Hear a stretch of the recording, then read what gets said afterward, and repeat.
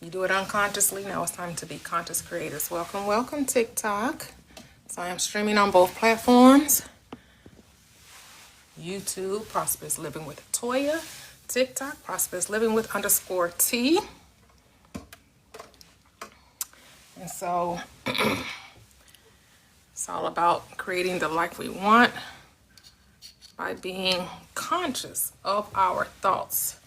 Conscious of our thoughts. This is so important because our thoughts create our reality. Our thoughts create our reality. What we think about, we bring about.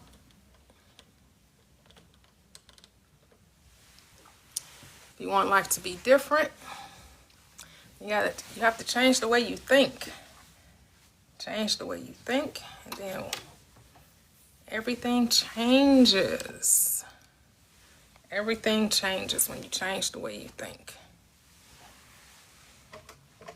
Bring this closer. I need to. Still adjusting my camera. Open here on YouTube.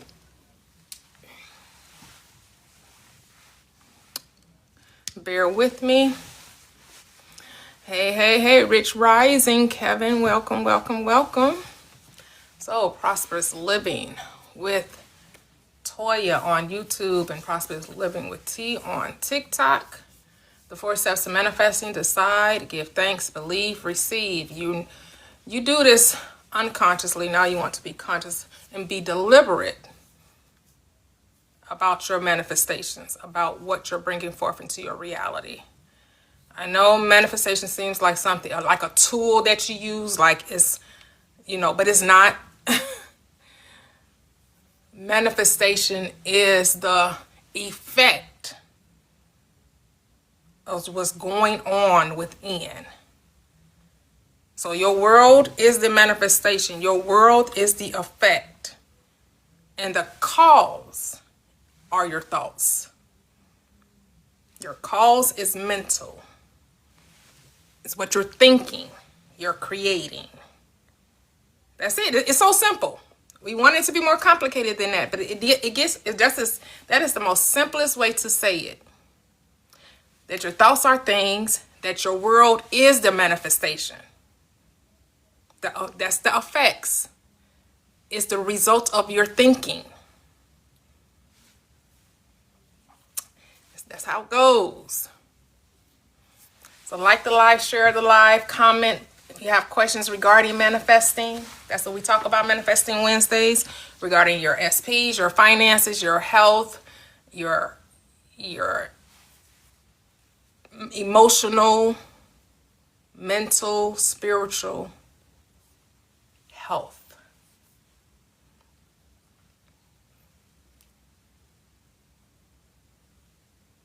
Yep. Manifesting is going on involuntarily. Yep. Just like your breathing, just like your lungs, just like the blood circulating, just like your digestive system, all of that is happening without you having to do anything. You don't have to do anything to make whatever's going on internally take place. It's the same thing externally. You don't have to do anything. We've just been conditioned to do. That's the error. Hey, hey, hey, friend. Hey, hey, hey, Mia Slay. Welcome, welcome, welcome. But just like everything you choose to do or everything that you're doing is based off a choice, right? Like we're creative. So yes, you want to show forth your gifts. So some of your gifts may be organization. Some of your gifts may be sculpting, painting, writing, communication, right? You may be an actor or model. You may play sports. Whatever it is that is in you to express to the world, that's what you should be doing.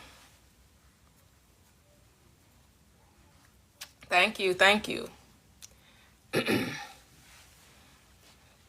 So double tap the screen. Like the live on YouTube. Share the live. That's okay. That's okay. You're welcome. It's okay. We talk about the simplification of manifestation, right? Understanding that it's our thoughts, right? And I know people try to add additional steps to the recipe, and they start telling you, well, if you want to manifest, well, first you got to regulate your nervous system. But first you got to do inner work. But first you got to do shadow work. I'm going to reference the scripture because I like to reference the script, because the script is our blueprint. It is our manual. It is our manual script, right? What does the script tell you? To come as a child. Does a child, if you tell a child, well, if you want that bike, first you got to regulate your nervous system, they're going to look at you like, what? If you want friends in kindergarten, you got to first regulate your nervous system. The child is going to regulate what is that? How do I do that? What are you talking about? See how adults complicate things? Because people want to sound all scientific, right? They want to get all deep with it. They gotta like, oh, I know something you don't know. You don't know that your nervous system is all out of whack. Really? Because to me, that's not coming as a child. That's complicating life. And now you're too adulterated for this truth, because you want to complicate. You want to take what's easy and make it difficult. Hey, user 433. It's been a while. Hello, Cheryl. Hello. Right? Because children don't know anything about nervous system, deregulation, regulation. They don't know about spiritual psychosis. They don't know anything about spiraling and being triggered. Now, they may know triggered or crashing out because that's the new trending phrase to say. So yes, a first grader may know what you mean when you say that, because they know that you're saying that you're really, really mad, that you're really, really have uncontrolled anger that you're expressing. So yeah, they may know what you say when you say, I crashed out. They may know what you mean by that, because they know that you have uncontrollable anger, that you don't have emotional intelligence. Hello, I am. Hello. Welcome. And so stop self-diagnosing yourself. Stop self-diagnosing yourself. And let life be simple. 10K the easy way. Double tap the screen. Double tap the screen. 10K the easy way on TikTok, YouTube. Like and share the live. Because whatever you're feeling, you get to name those emotions. You get to name them. You get to call it whatever it is. Because your subconscious mind doesn't know the difference between you being nervous, you being fearful, or you being excited. It doesn't know. You get to tell it. So if you tell yourself you're fearful, then that's what you're going to create. Fearful circumstances. But if you say, oh, well, actually my body is just excited, it's anticipating what's going on, it's anticipating the good, it's anticipating, whatever it is that you're desiring, whatever you think you're afraid of experiencing, just say that you're actually anticipating a great experience, right? Because again, those who have studied the mind, right, they tell us the subconscious mind doesn't know the difference between what's real and what's not real. That's why the question is, what's real and what's not real? So whatever you say it is. we call things real. The world call things real based on the five senses, right? But the subconscious doesn't differentiate between what you see internally in your mind and what you see in your hand, right? What you can see with your physical eye. It doesn't, because you can close your eyes and imagine a lemon, that you slice the lemon and that you can smell the lemon. Because because you have agreed to what a lemon smells like. You could do that right now. You could close your eyes, imagine you have something to cut with, right? something to slice the lemon, see the lemon, see yourself holding, the shape of it, the touch of it, the feel of it. See yourself slicing it. See that the juices squirt out as you slice, and you can smell the juice. So, is the lemon real? Is the lemon real? Even though you don't physically have a lemon with you, even though you're not physically smelling the lemon, is the lemon real? Well, to the subconscious mind, it is. To the subconscious mind, it is real. Hey, Andrea. Yep. Thank you. Hello, can you woo woo? Thank you.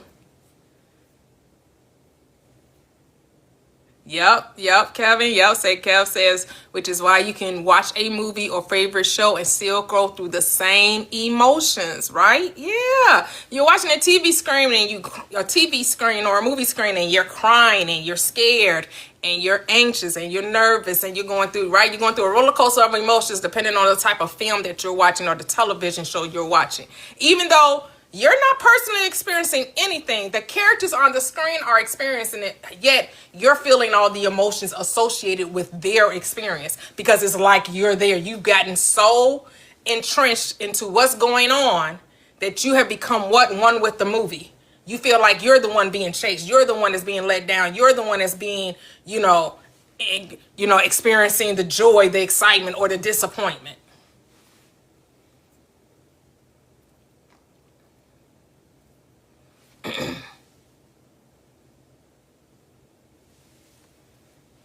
Hey, goddess, welcome. I can talk about whatever I want to talk about. Yes, I'm using a lemon as an example to show you that real is subjective. Real and unreal are subjective. That the life is subjective, then it becomes objective. It's both subjective and objective, right? The subjective creates the objective, right? Because your emotions, your thoughts, your feelings, all of that is subjective. And then it becomes something that you can perceive with the five senses, right? So just decide what it is that you want in reality. What do you want to experience in your world? That's what you call reality. What is it that you want? What do you want to experience? Because you can have whatever you want. What is it that you want? You have to talk to yourself. Because maybe in the beginning you were telling yourself, oh, I can't want that. That's too big. Or I don't know anyone else that has it. Or I've never seen this happen before. I've never seen anyone do it. That's your reasoning mind trying to dictate reality, because the reasoning mind thinks it's supposed to know how a thing can be done, when the reasoning mind will be showed what can be done. Because all things are possible to the imagination. You can imagine anything. Anything. And the moment you make it real for you, which means you see yourself being it, you see yourself doing it, you see yourself having it, then whatever needs to happen will happen for that thing to come into your reality.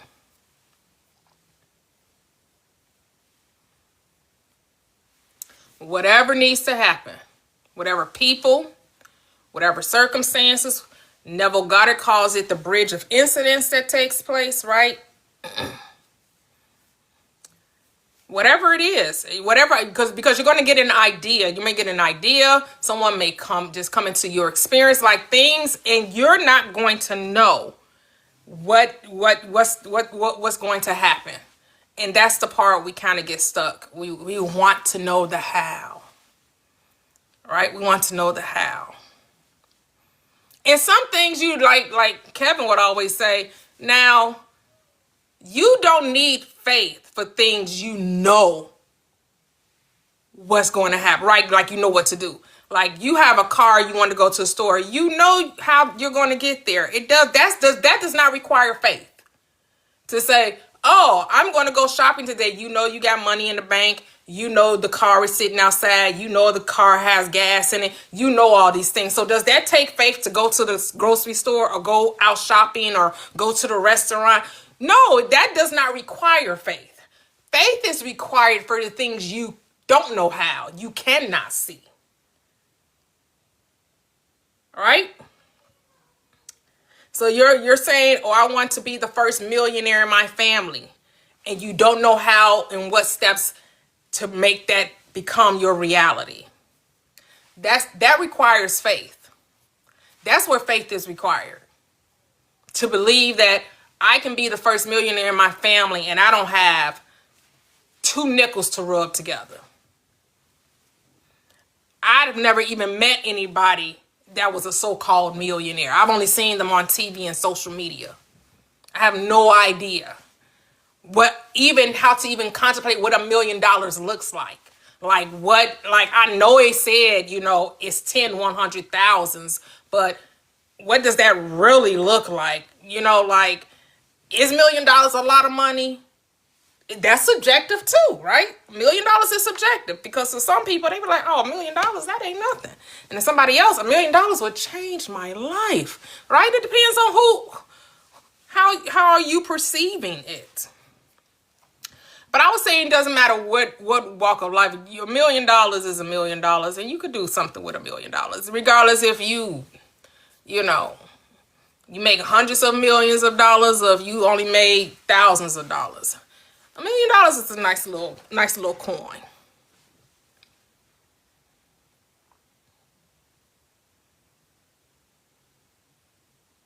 Oh, yes.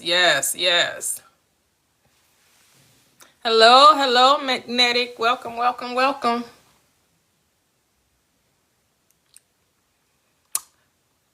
What would I do first if I had over $10 million?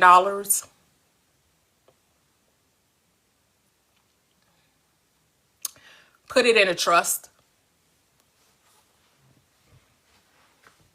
It would go into a trust, and I would create a trust fund. I'll create a trust fund to draw off, and then I would make sure I had a good CPA. Look into investments, but the very first thing I would get with a like in my city. I don't know, Northern Trust is all over the country, but it's this bank called Northern Trust. I will go there and have them set me up a trust fund. Hey, Tam B.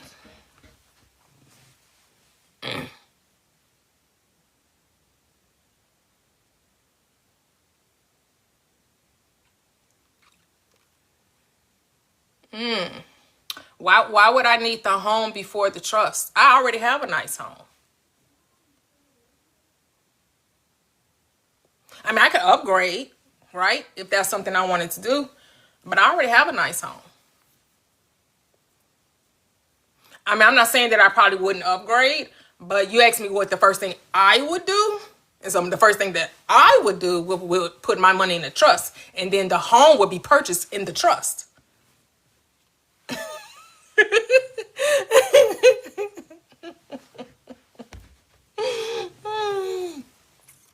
Kevin says, I do have the $10 million. Right, my $10 million will be going into trust. And then anything I purchase, it will be purchased in the name of the trust. So the land, the properties will be in the trust's name, right? And I will be the beneficiary. I will be the trustee, right? Yes, Ray. Yes, Ray all day. Yes.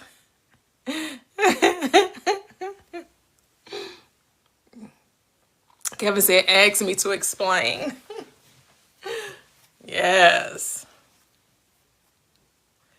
Yep. Whatever you know. But you have to decide what you would do, right? That's how you would think. That's how you would think, right?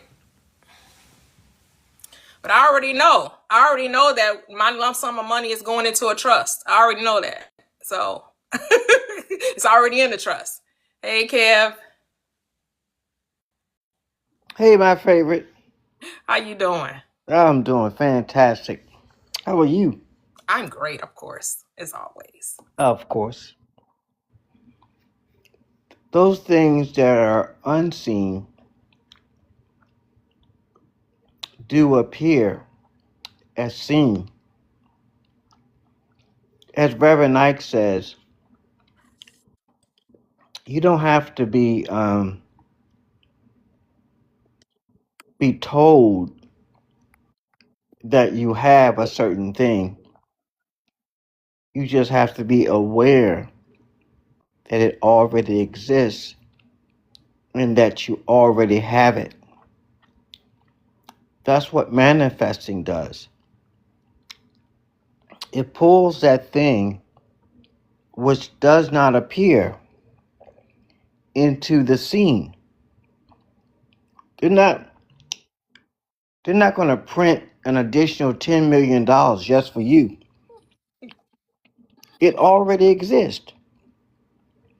Everything has already been created. You are already perfect. Hmm.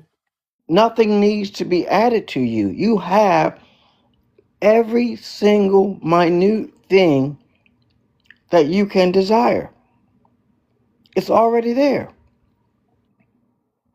The house you're in right now, it existed in the unseen before it appeared in the scene.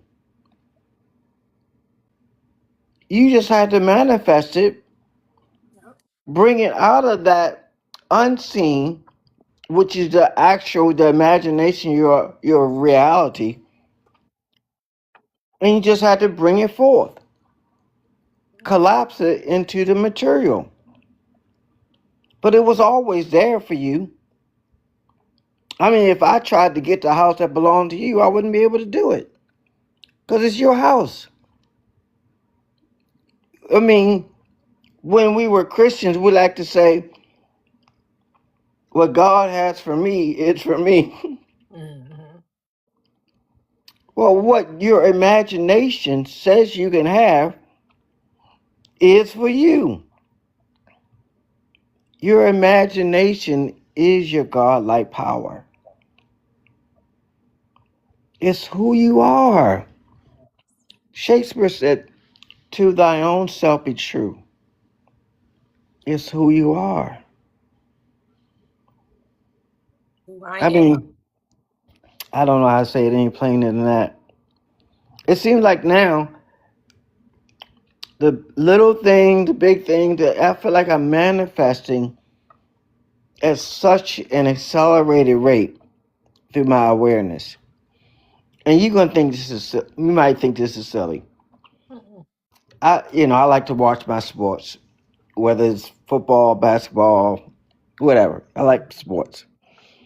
And I saw a car that I really like, a SUV, which is the Genesis.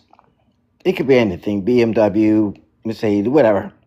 But the one particular one that I like is a Genesis. And even like the SUV over the Alfa Romero. I'm a car guy. Hmm. So I said to myself, I haven't seen any commercials for the Genesis SUV in a couple of months. I said, I wonder why I haven't seen that. I was talking to myself. I said, I wonder why I haven't seen that commercial. Hmm. So I'm sitting there watching my sports or whatever. Guess what commercial pops up? What? The commercial on the Genesis, the SUV Genesis. Our manifestation shows up to our five senses or to our brain. Our brain tries to rationalize that God part of ourselves by saying, "Oh, that's a coincidence," Hmm. or "That's just an accident," or "That would have happened anyway." No, it's the God character in you that brings it forth. We manifest like we said earlier in the onset of the live. It's like breathing. No one teaches you how to breathe when you're born. The Mhm. doctor hits you on your rump and you start up breathing. Well, opening that pineal gland is being slapped onto your awareness that you always manifesting. It's who you are. I like to say you got the can't help it. You can't help but manifest. You can't. That's why you don't need an affirmation. How many how many affirmations did you say to get that house? I mean, if you needed to do that, there's nothing wrong with doing that, but you don't have to do that. You don't No, have you I mean, don't I got my house before I knew anything about manifesting exactly the best thing. that part. That part. So, but I know affirmations are just statements of facts. So you're Right. always affirming. You just may not need to stop affirming the stuff you don't want. That's the problem. That part. People affirm the stuff they don't want and wonder why they keep getting the stuff they don't want. Right. It's out thinking. It's and people saw it's people call it, I've heard it said, you're stinking thinking by manifesting those things that we don't want through our thoughts. Because source doesn't care whether you say I agree with it or don't agree or don't like or do like. It just gives you your thoughts. No matter what it is. So if you have hate towards your brother or your sister and you hold that hate in your heart, guess what you get multiplied to you? Hate. You're allowed to sow that seed and reap that harvest. Just like you can do with love. You can sow the seed of love to someone that may not appear to be lovable. It may not be acting in a loving manner. You can still choose to love them anyway. And you will, and that love, that seed of love that you're sowing will be multiplied to you in a harvest. It really is very simple. It's nothing complicated about it. And every time, like I said earlier, you don't have to do 369 journal in order to manifest because you're going to manifest organically. It's who you are. We make a big deal out of manifesting. It's like saying, Toyia, guess who put their shoes on this morning?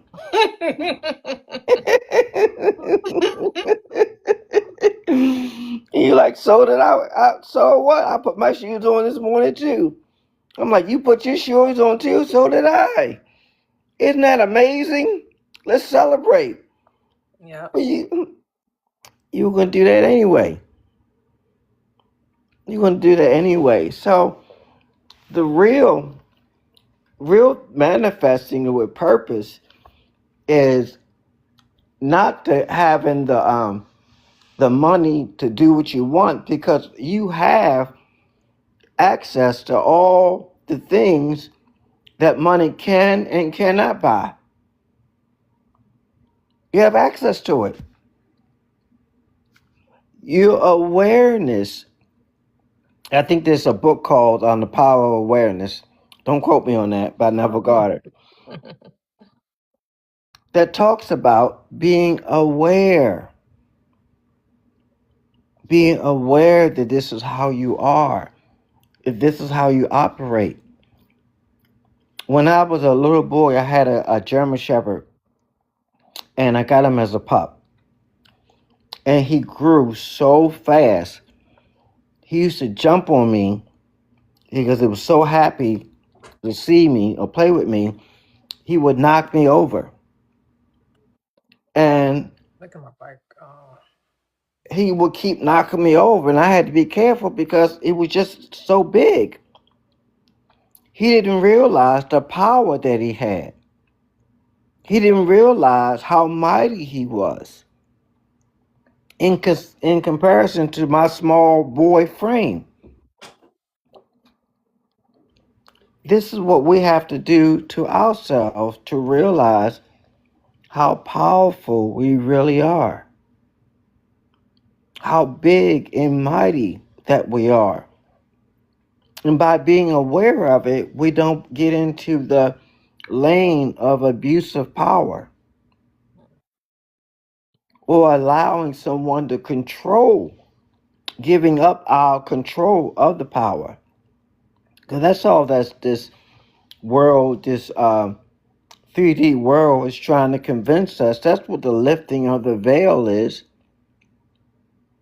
It's getting us to see who we really are and to own who we really are. I can't I can't own and walk in what I don't know. If I don't know who I really am, how can I walk in that? If I don't know I'm being controlled, how can I get free? If I don't know that my thinking is putting me into bondage, how can I be free? You can't. So first you have to be aware. Then you can do something about it. I remember listening to adaptations of slavery and taking the stance, and slave didn't want to be free. Cause fear they wasn't going. How are we going to feed ourselves? How are we going to have shelter? How are we going to do this and that and this? Well, they didn't. They weren't seeking freedom until they know that they were supposed to be free. Even though they may have been born in bondage, they really are free. And it wasn't until their awareness of being free that they tried to get out of bondage. So first is our awareness that this place of manifesting begins with our awareness of ourself. The whole Bible is talking about us, who we are, how we're created. What are we doing here? What is our purpose here on this planet? It's to experience ourselves in a limited form and have whatever it is we want to have when we want to have it. I know I've been thinking on this Manifest Wednesday day for a minute, and and I love how our audience consciousness is growing, is expanding, it's becoming more aware of itself. I love to um, paint and put flowery words of how wonderful this live is and how the engagement is beautiful and how much love is shared and how many lives are being impacted and people being set free from their bondage of their mind, and that they're manifesting now to truly walk into who they are. And the testimonies, even people that have been rocking with you for over a year now, myself included. I mean, I don't share about the falling away of the attachments. The more you become aware, the previous attachments that you had, they start to fall away. Even with friends and family, that culture in which you grew up in, that you were so comfortable in being a part of, that starts to fall away. Those people, either you get on their nerves or they get on your nerves. Mm-hmm. Mm-hmm. And that's why when people talk about, being lonely, right? And so as that falling away starts, they're trying to grapple for some type of community, right? Some type Mm-hmm. of, someone that gets them and understands them, right? Yeah, and Mm-hmm. so I guess it can, and again, it's all about how you are perceiving the experience, right? And unfortunately, we tend to go towards the negative, like, oh, it's so lonely, instead of seeing how freeing it is. And now you get to choose your friends, and the friends aren't just, you get to be more selective about who you're going to Yes. spend your time with and who you're going to commune with. And you're not going to do anything out of obligation anymore, or, or in fear of someone judging you, or, you know what I'm saying? Yeah, So, trying to fit in. yeah, trying to fit in, right? Seeking validation, you know, and your friends, whoever you're supposed to be in your life is going to be in your life, and you just have to look more of what you're gaining as opposed to what you're losing, because you Mm. don't lose anything. It's just a restructuring, it's just a reframing, it's just a reconfiguration. That's all that's happening. And how can you lose that which you've never really had? Mm-hmm. Meaning, our our unconscious, our subconscious paints our reality, and that which we call friends really is just a familiarity of the people we've grown attachments to. And as we start to evolve, you know, those attachments that we call friends start to fall away. Because not because they've changed, even they may want to convince you that you're the one that's changing. And they're right, because you are, you know. It's just the conversations that you were into no longer serve you. Mm-hmm. Talking about this negativity, or how these people are, or having road rage because somebody um, drove in front of you, or somebody cut you off, or and those things, you start saying, man, when you take accountability that you were the one, that you're always the cause, you say, whoa, I better change that. And then when you do, those people that you thought were your friends, you're like, man, I need to get around some people that think more like I want to think. And that means that there may be a period of time that you're going to have to sit with yourself and fall in love with you. Mm-hmm.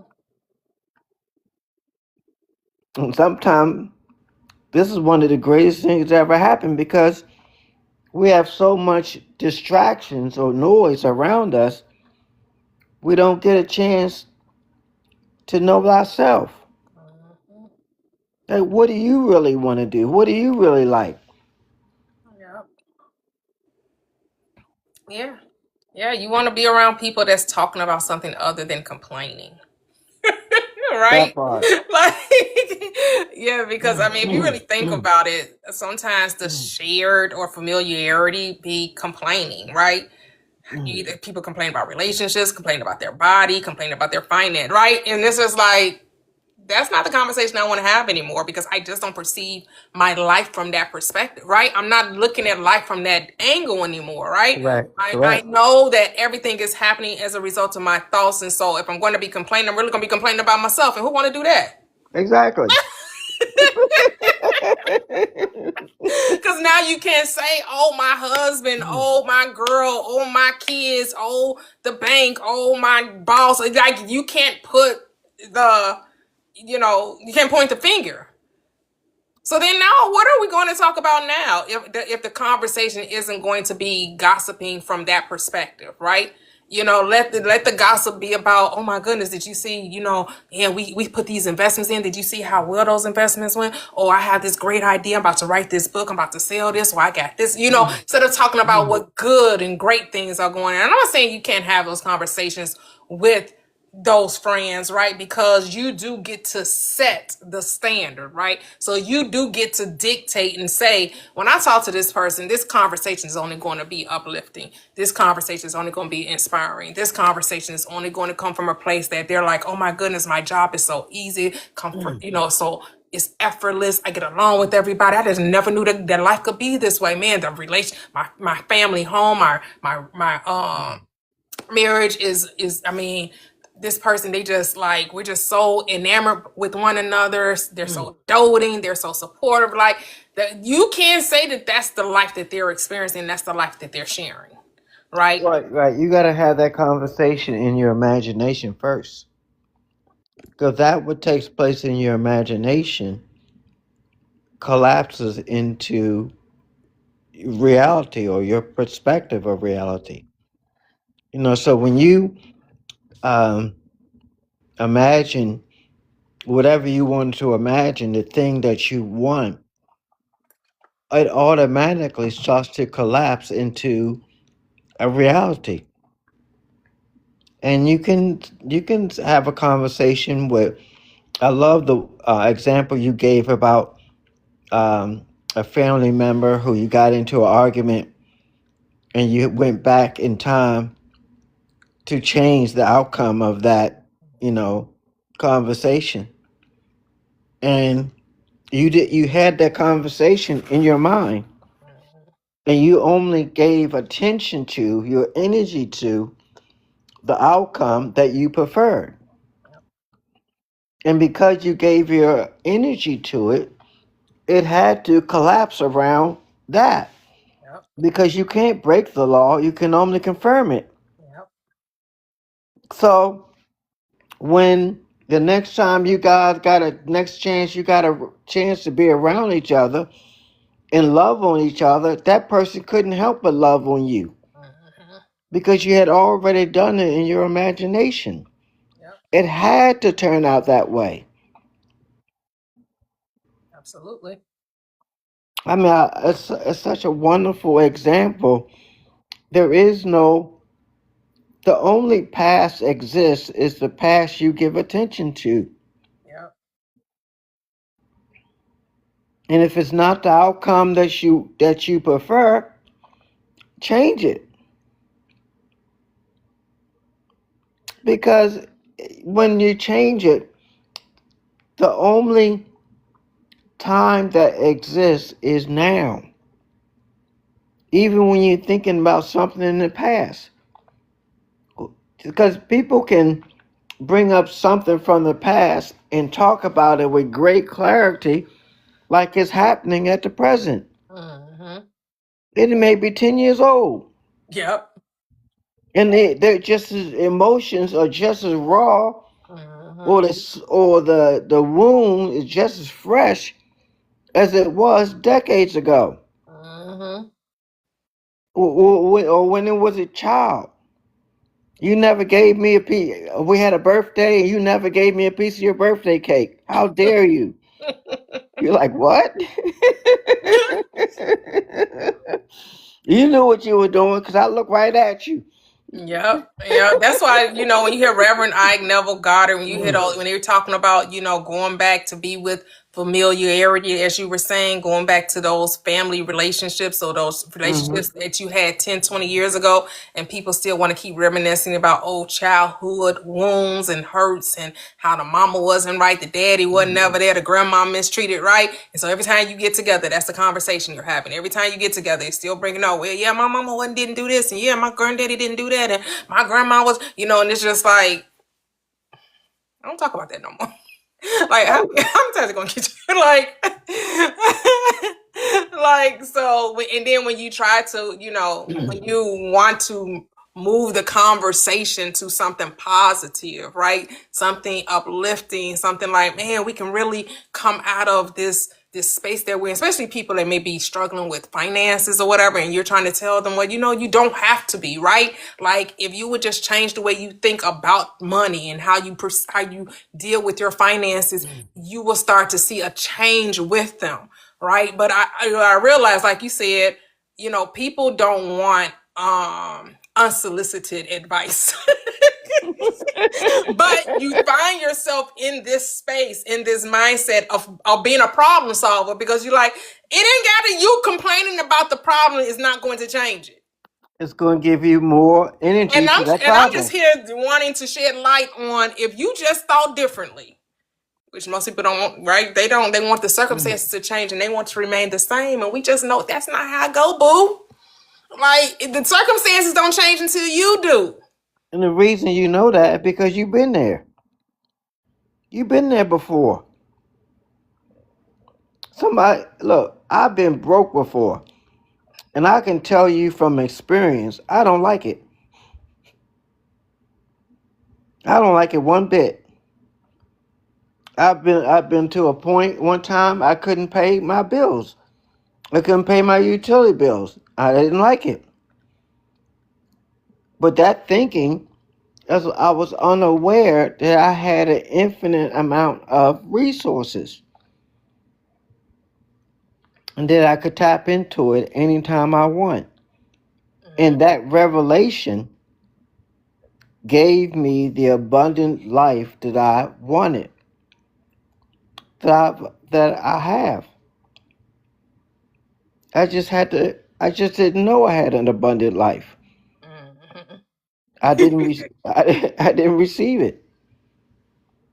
Yep. Yep. I had that, for some reason, YouTube stopped. So I had to get the law back on. Yep. Yeah, I think a lot of us have been in not everybody, of course, not everybody has struggled financially, but a lot of people have been in places where the money was funny, as they say. The money was funny.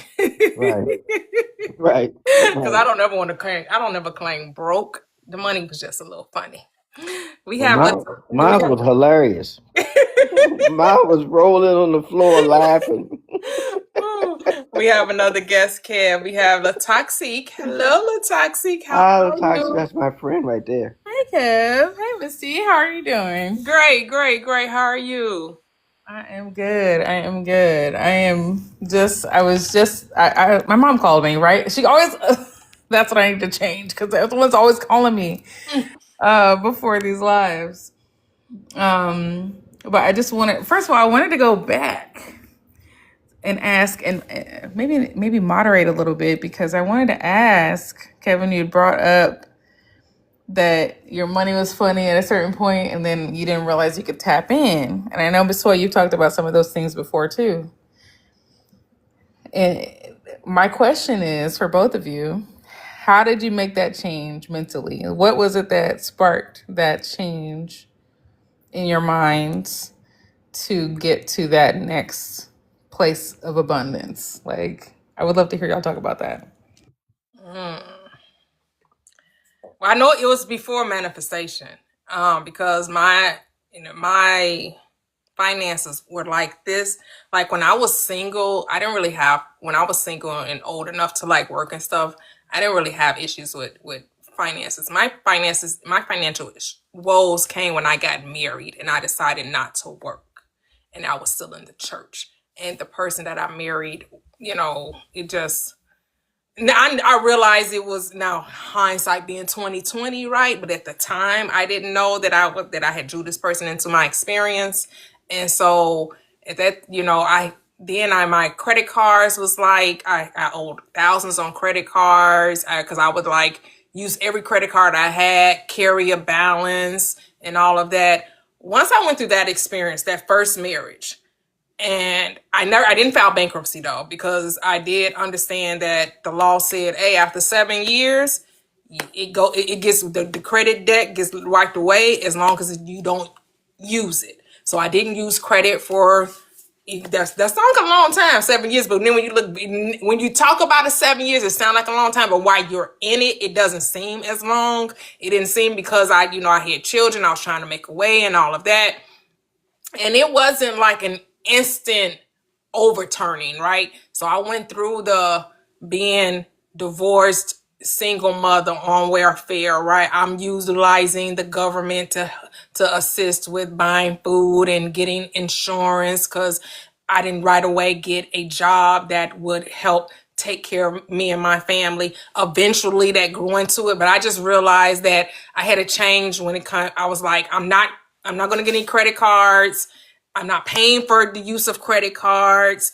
Everything was cash. I did thrifting. I did all of that. And then I don't know. It sounds like something like the Bible say, like in the twinkling of the eye. It's like something flips in you. There's a switch that goes on when you're just going to perceive money differently, right? I just perceived money from a different reality, and I decided that. And I don't even know if it was like a conscious, like I was aware of this decision, but I just realized that I wasn't trying to like be seen as, I wasn't trying to keep up with the Joneses or anything. I wasn't trying to be seen as, oh, I got this or I got this. I stayed within my budget, within my income parameters. And then once I was blessed to have a stable income and finances, I utilized money differently. I decided that I wasn't going to build up all this credit card debt like I did before. I wasn't, every credit card I have now that I don't carry a balance, I pay it off because I use credit cards differently now. Then I was using it to buy stuff that, not to say I didn't have the money, but I guess I didn't understand really in my 20s that that's a loan, and why are you charging $50 when you have it? Why are you charging $100 when you have it and then carrying a balance, right? Now I'm charging $50 and $100, and I'm deciding not to carry the balance. I'm deciding to pay it off. The utilization of credit just took on a different mind. I don't pinch myself off. I don't, and that was some work in progress too, the pinching yourself off, once we came into financial blessing, I still had this mind of, oh, we got to save for when we retire. We got to make sure we have money when we retire. You get a lump sum. You don't want to spend it all within 5 years, or you don't want to spend it all. And, sometime when we would go on vacations, I would try to pinch how much we would spend and how much we would, have fun based on, because I don't want to spend too much money. I'm so thankful I've come away from that mindset, that whole mindset of trying to just a little here and just a little there, because you got to make sure you have some for a rainy day. You have to get out of that mindset, because when you prepare for rainy days, they surely come.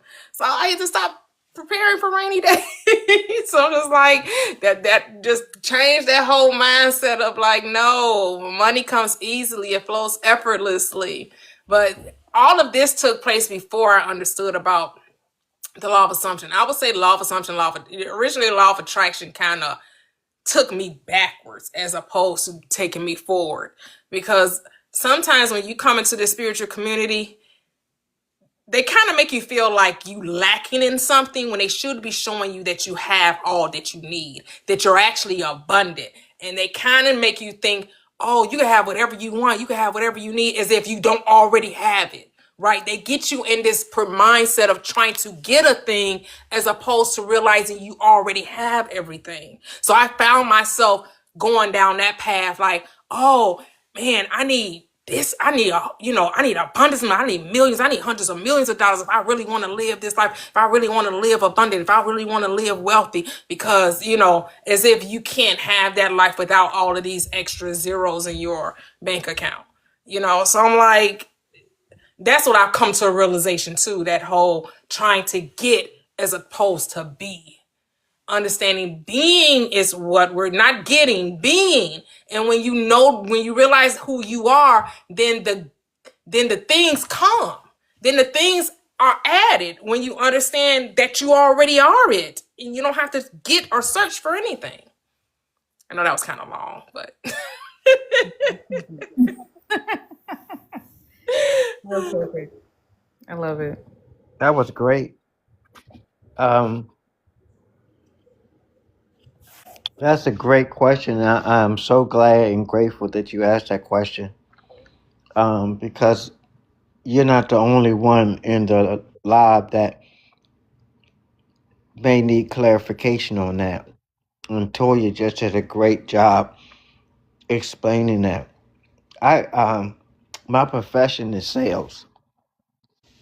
And one of the things I learned in sales is, you may hear me say it from time to time, a quote from Benjamin Franklin: "A man convinced against his will is of the same opinion still." Yeah, rhymes, but what it's saying, if you're trying to convince somebody against their will, they become defensive and they protect that thinking. No matter how wrong or whatever they're thinking is, they protect it. So when you understand that, the only thing you can do when someone makes a decision, in order to get them to make a new decision, you have to provide new information. So I had to do that with myself. I had to provide myself. When I was broke, I was acting and being broke. I was in the act of being broke, meaning I walk the walk and talk the talk.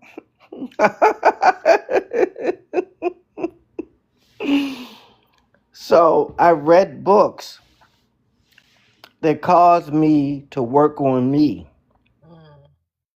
And I put the information that I needed to put in me to change my thinking to what I needed it to be, to deliver me out of the bondage that I put myself in. See, being broke or poor, that's bondage. And I put myself in there. And the great thing is, I had the power and authority to bring myself out, but I had to know how, which I had to change my thinking. So I read books like Think and Grow Rich, um, other books by Napoleon Hill, Proctor, sales books, different sales guys, Brian, Zig Ziglar, all the greats in sales.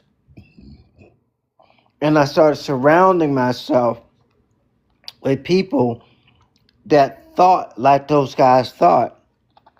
I remember being mentored weekly by a multi-millionaire.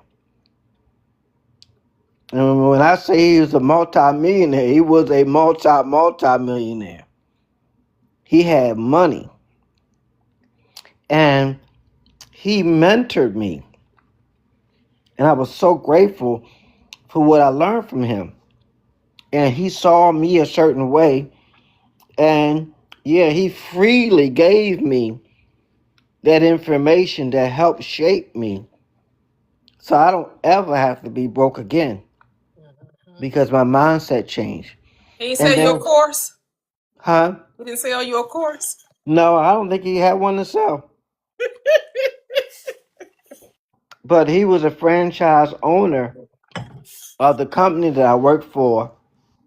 And he was a majority share owner of the franchise. And the franchise probably did, I don't know, $100 million a year. And he believed in leaders or readers. So he believed in reading excessively. And I was like, okay, let me get me some books in me. And as a result, it changed my thinking. What to say when you talk to yourself. You hear me mention that book occasionally on this live. And that book, like, doubled or tripled my income just by reading that book. I mean, yeah, it's all in your mind. We may say that's all in your mind as a cliche at times, but it really is. It's all in your mind. So I hope that answers it. Yes, yes. The toxic. Yes, I love that. Yeah, I'm a big I haven't gotten to the level of abundance yet that I want to be at in the 3D, but I know that it's on its way. I know it's here. I was telling Toyia this morning about how things are starting to gel for me mentally in terms of following, decide, give thanks, believe, receive. And I think for me, I've always been a big believer that anybody can be successful, anybody can become a millionaire, anybody can do whatever they need to do because of the internet. Like, so I think that's similar to what Kevin, what your mentor was saying about reading. And I believe that about the internet. Like, I just believe that the internet is the great equalizer. And anything that you want to learn or know is on the internet, for better or for worse. Mm-hmm. And if you want to find success, you can find it on the internet. If you, that's, you know, so in my mind, that's where I'm at right now. But I was just saying to Toyia this morning that it's one thing to look at these steps, which are already outlined in the Bible, and know them, but it's a whole other thing to like actually step into them, like to actually embody, if you want to call it that. You know, it's a whole other thing to really take it on. And I was just telling her this morning that I had this realization that I was really giving thanks for things that I had all these goals for myself financially that, you know, that I know they're possible, but also there are things I wrote on my whiteboard. And but when I finally gave thanks for them, then it felt like I was really stepping into a whole different mentality about them. You know, like I'm actually saying, no, this is actually happening.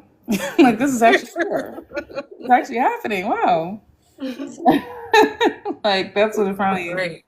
starting to like really get like rooted in me. That's when I started to feel it. Not that you have to feel it, but that's just how I felt it.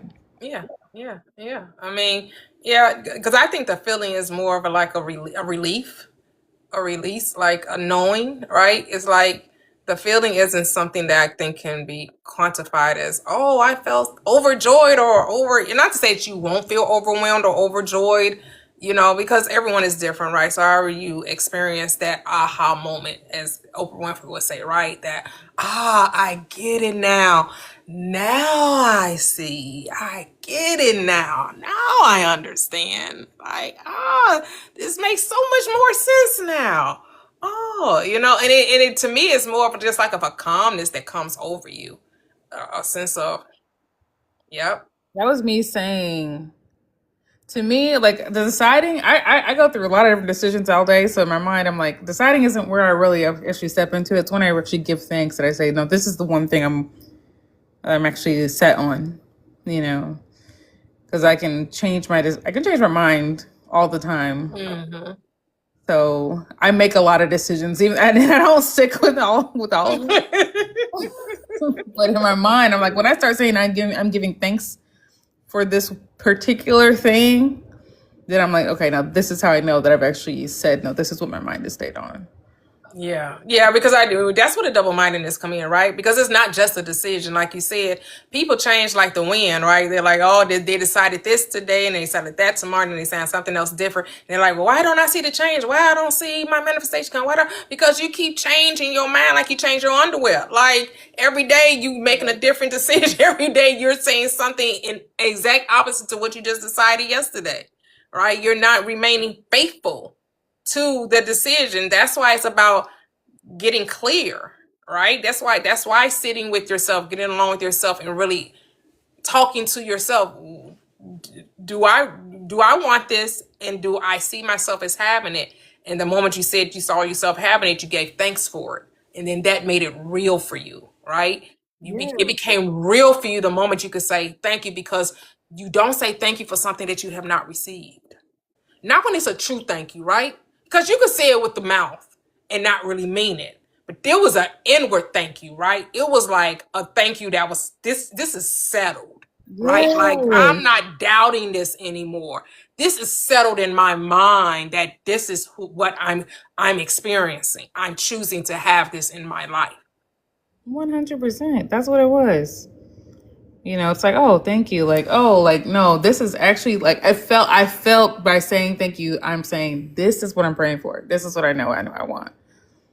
You know, and I'll go through, you know, scenarios. I run through different scenarios in my head all day long. Like, that's just, you know, for fun. That's just for fun for me, you know? So I could decide I want this and then tomorrow I'll like want that. And, you know, like you were saying, so in my mind, I'm like, oh, wow. Like, no, I hadn't really been setting any goals, really. I have really just been putting it out there, throwing things at the wall to see what's stuck instead of saying, this is what will stick, basically. Like, I have been, you know, just saying, oh, I want this amount per month and that amount per month. I do want my millions. I do actually want my millions. That's only because I did the math. And I know that if I have that amount, that I can make some things happen that I want to make happen. But that's that's a specific reason. But I know what you're saying about how like sometimes we get stuck on the number as opposed to the lifestyle. And you can still have the lifestyle without always having the number. And I think that's so true. Toxic. Something you said that was key. That you were saying thank you. The Bible said to believe that you have received it. Well, how do you believe that you received something that you can't see? Saying thank you acknowledges that you have it. You're no longer wanting what you do not have. Thank you causes you to acknowledge what you do have, that you do have it. And you're thankful and grateful for having it, not thankful for wanting it. See the difference? Yep. Yes. Thankful for wanting it is walking in lack, not abundance. Thankful for receiving it is walking in abundance.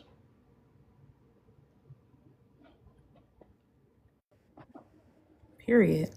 Yes. So we have Mia up. Hey, friend. Hey. How are you? Hey, I was speed racer trying to get home in this Houston traffic. I moved around my schedule. I was like, I'm not going to do no supervision on Wednesdays. Wednesdays is for manifestation. It's for Toyia and my people. So I was racing home because I had discovered something that I wanted to bring to you all's attention. I really wanted your feedback on something that I realized that I might have manifested over my life, like an assumption, and just reading The Power of Awareness and just talking about manifestations. I kind of came to a realization this past week, and I was like, let me write this down and remember Wednesday to bring it to you all. So in my whole life experience, I feel like I have manifested this assumption of, okay, I want to start it off by saying, like, I always thought I was like tough and not a victim, but I realized that I have manifested being a victim of a sort. So since I was very little, I have created this idea that I am kind of like very strong and didn't need saving. And like from a little girl, I just remember my earliest memory of starting school, like the first day of school. I remember telling my daddy when he came to pick me up that all the kids were crying and scared and sad, and I was tough. I didn't cry. I did good.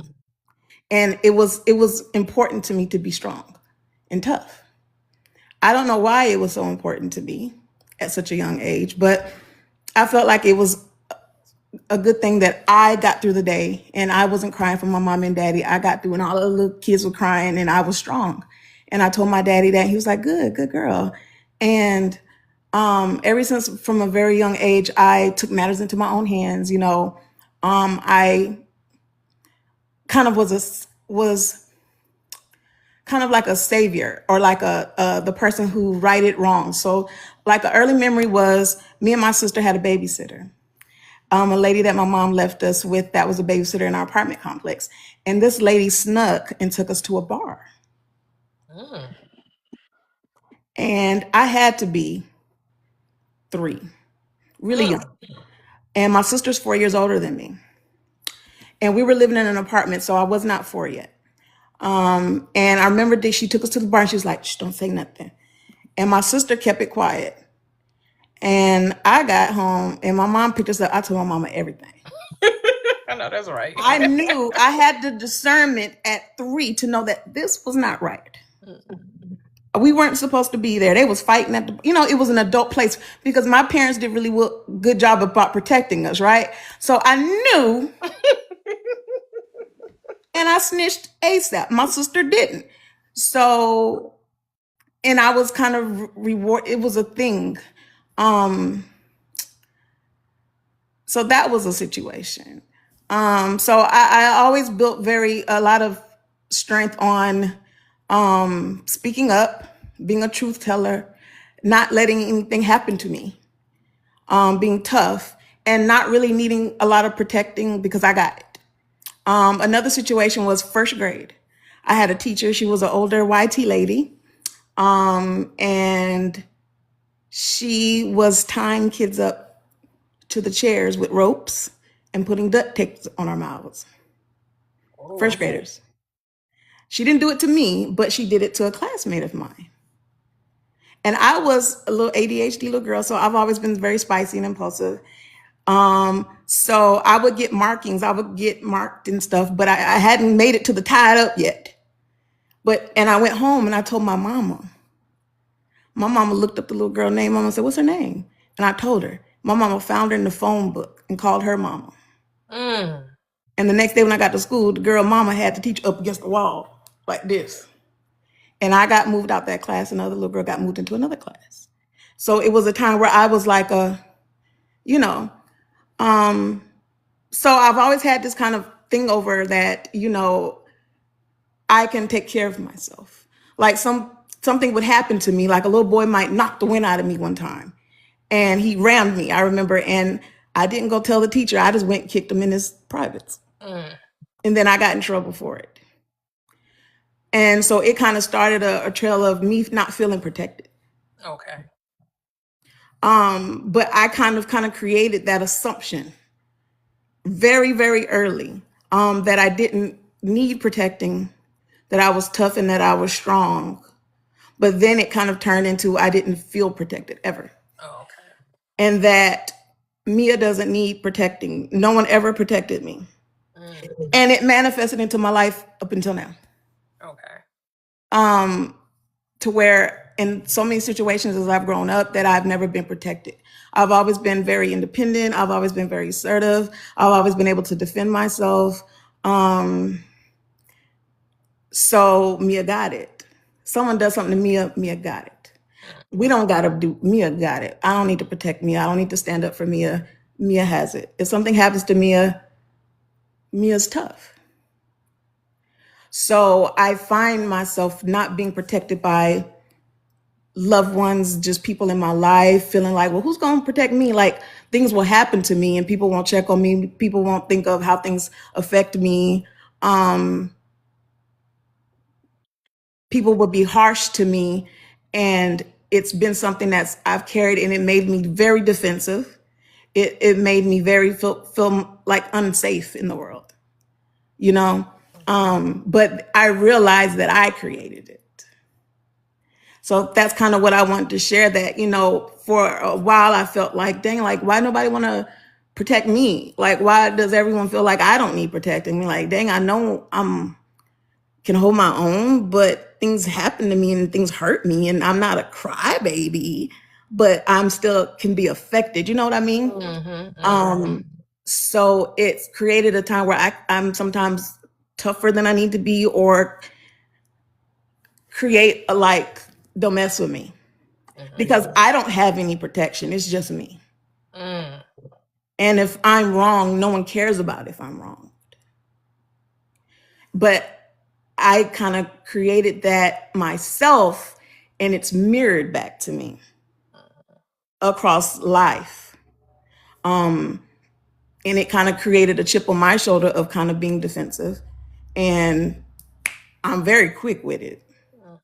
But I've been like this, and it started at a very young age. And I kind of couldn't figure out where it started or why I saw value in it. I mean, I'm the baby of the family, so I'm supposed to be protected. But I found myself protecting my older sister. My sister is more passive than me, still is. But even as we were growing up, my sister would be the more passive aggressive, and I was the more overt, meaning that I'm going to say what I got to say. You're going to say it under your breath and then go run and tell, well, mom and dad, Mia did this, because you heard Mia going off. But they didn't hear all the things you might have said under, you know what I mean? So I've always dealt with people kind of pulling my card. They know Mia going to go off. And I'm a good cusser. I've changed, but I cuss real good. I'll let you hold something. And I kind of had to change a lot of letting people affect me, because it kind of put me in positions where I got tired of apologizing. And my dad told me when I was a little girl, he said, baby, stop getting caught. My dad told me, stop letting people get you in troubles. It was his way of telling me, have a little self-control, baby. People know you quick, and people will pick you, and they know that you're not a tattletale. And even as an adult in my career, you'll work places and people will be mean to you and be rude to you. And I'm not the person, I'm going to HR, I'm going to go tell, right?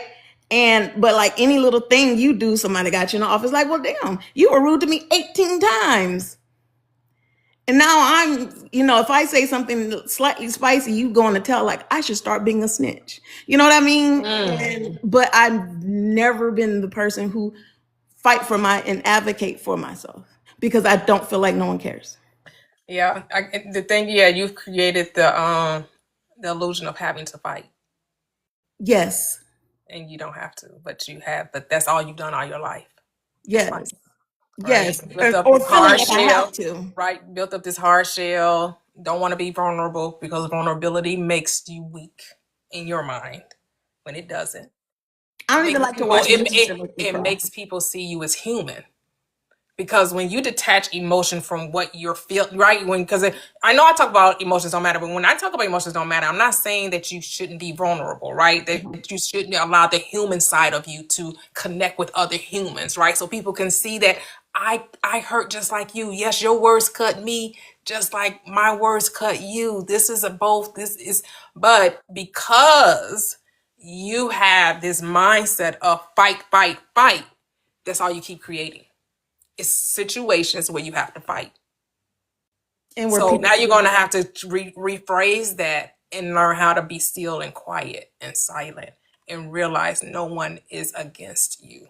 But if you see people as against you, then you're going to be defensive. You got to put your armor on now. Now you have to go to battle. You have to reframe it and say that you're God. Nothing is opposing God. My reality, my externality is here to support me. Right. So that has to be the transformation of your thinking, right? And so you have to be mindful, the power of aware. Now you have to be aware when you get on the defense and let your guard down. They're not against me. Yeah, I'm not under attack. I'm not under attack. They just have they're just perceiving it differently than I am. And that is okay, that they don't agree with me. Yeah. A lot of times we don't like that people don't agree with us and don't see it from our perspective. Don't believe what we're saying. We find that to be like offended. That's an offense. How dare you not? But why do you need the validation from others? Right. Yeah. Right. And it's just feeling of being alone, and that no one cares about what is done to you. But that's your thinking, because that's not true.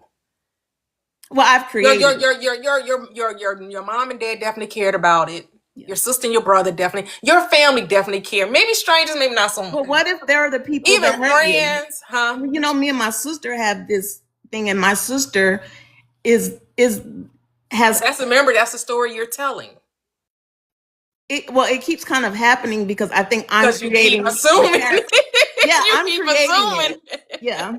Yeah, if you decide to change the story, it won't happen, but you won't stick to the new script. You keep reverting back to the old script. Because every time she gets out of character of the new script, you want to act according to that old script. So what I've been doing. So recently I've changed the old script. So the old script was I would kind of fall like right into a position of kind of feeding into that character. So now I don't engage, I disengage. See, it's not enough not to think bad. And I think we have a tendency to do that. You also have to think the good. You got to replace the bad. It's That's not enough not to think bad. I think that's a lot of things. That's the step people are missing. Oh, I don't say anything negative about them. I know, but are you saying anything good? Do you think lovely? Do you think noble? Anything of good report, anything praiseworthy, anything just, true, honest. Are you thinking that way? Because it's not enough not to lie on the neighbor. You also got to love the neighbor. Right? Yeah. You got to sprinkle some honey up in there. Oh, this is a long time in the making. This is But here's the thing. You got to get it. Here's the thing. It's not about your sister. It's about Mia. It's about how do I want my sister to think of me? So take your sister, stop. So take out of, oh, I think of my sister this way. This is how my sister perceives me.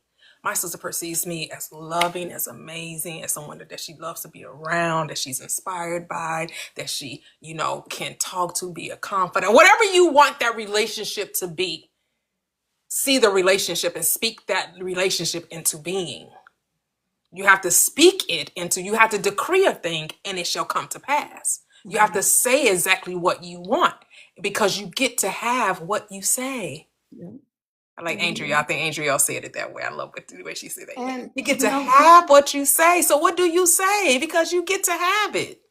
You're so right. And what gives confirmation to that I don't even want to say theory because it's not a theory, but what gives confirmation to it is that when I meet people that I haven't really built a character of history with, when I meet people, it's not that, because I have this character, this history I've built with my sister of relational things, right? So I have these feelings and these ideologies of what I believe my sister thinks of me and our history, right? But when I meet new people, they see me.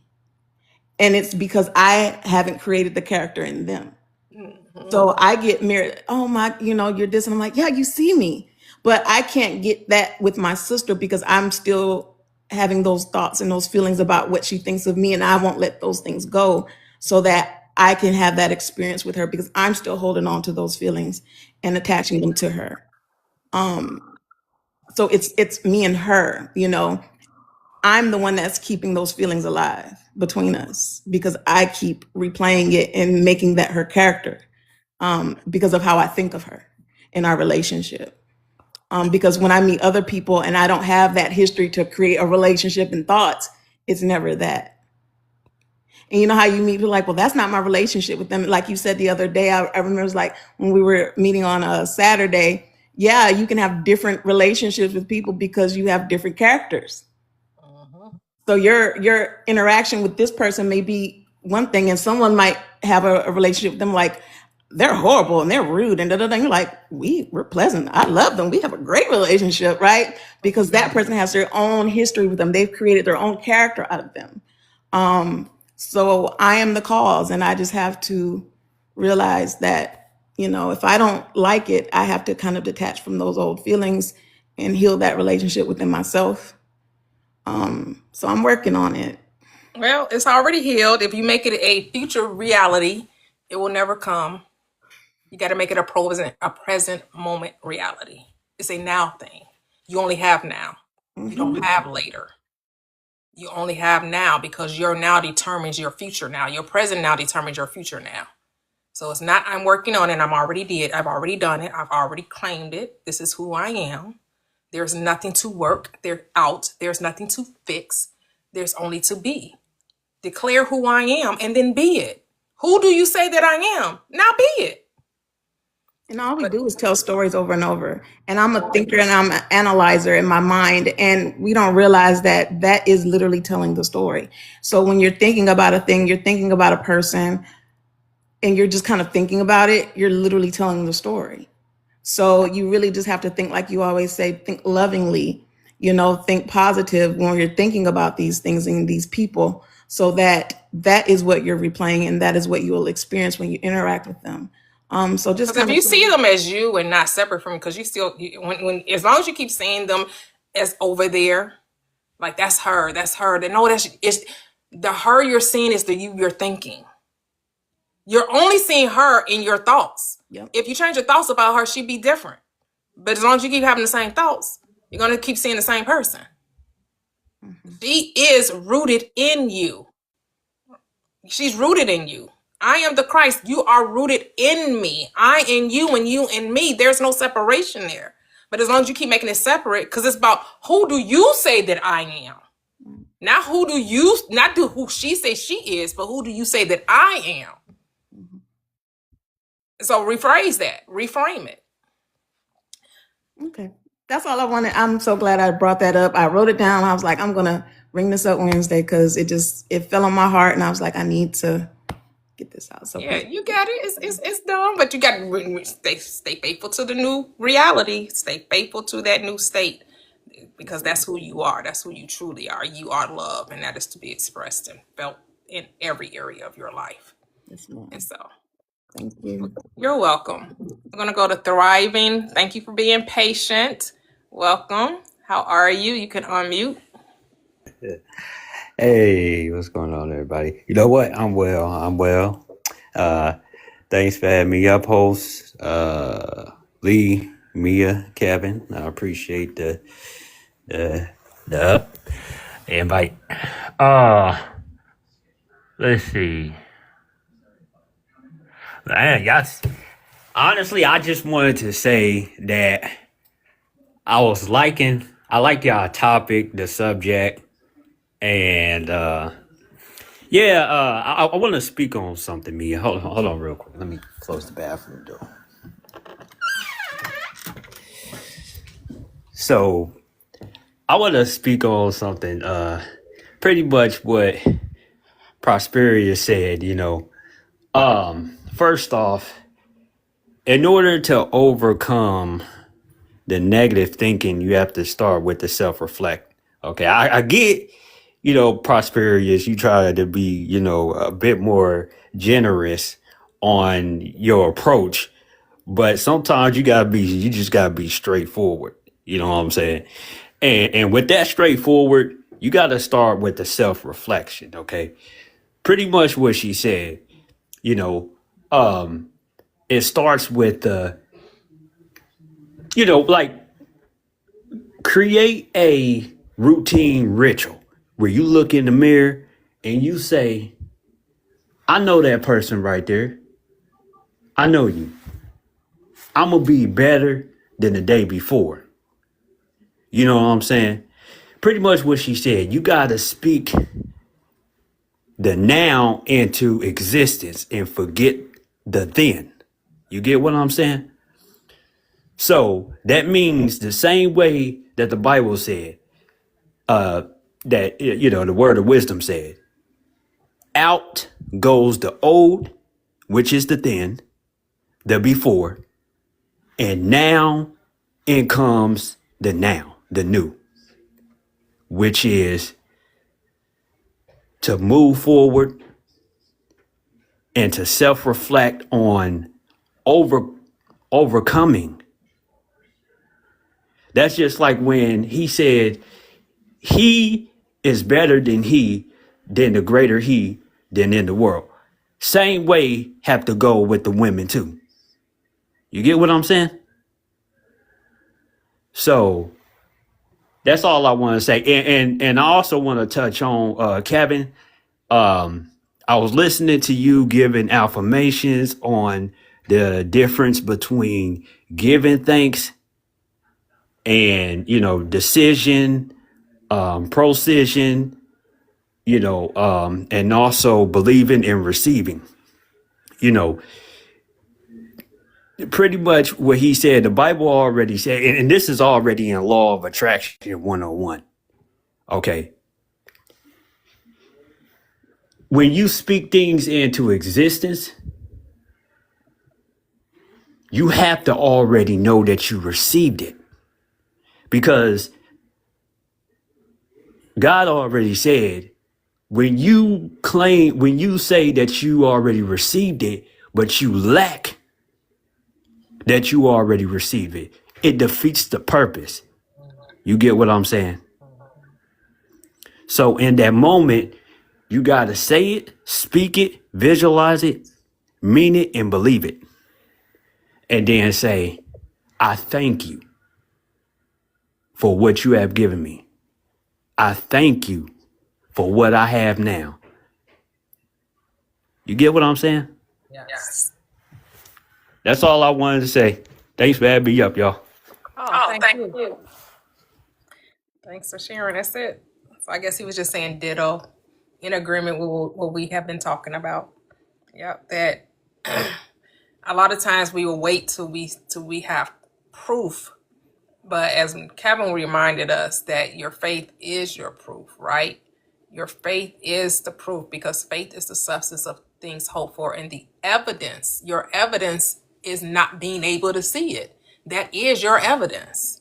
That's how you know it's yours, because you cannot see it, right? That's what faith is. Not being able to see the thing that you're asking for, but knowing that you have it, right? Not trying to figure out how you're going to get it, but knowing that you already have it. See, if you already have it, then you're not trying to figure out how it got there, right? You're not trying to figure out because it's there. So you're not trying to figure out in which way it's going to come, how long it's going to take. How is there a time when it's already done? Time does not come into the equation, right? Because all is now. All is now. And it's just about being at ease in the knowing that even though I don't see it with my eyes physically, I know it's still there. It's just like it's like what they tell us about quantum physics, right? And superposition of the atoms or the particles, right? And nothing exists until you put your eyes on it, right? So it's like, you have a car. Is anyone looking at their car right now? Do you need to see your car in front of you right now to know that your car is in wherever you parked it? Like, it's there. Even though you can't see it, the car is there. You know that it's there. Even though right now, in this present moment, where you sit, you cannot see this car. But you know that is there. It's the same thing with every desire. You have to know it from that standpoint. That even though right now in this room, right, that's why the mind is with the imagination, all things are possible, right? Because right now you could be sitting in your car, even though you're sitting wherever you are on this live. But you can go in your mind and be in your car. You can get up mentally, imaginatively, walk to wherever you parked your car and open the door, sit in the seat, start the engine, whether it's a key or push button. And you could drive your car right now while you're sitting, listening to me.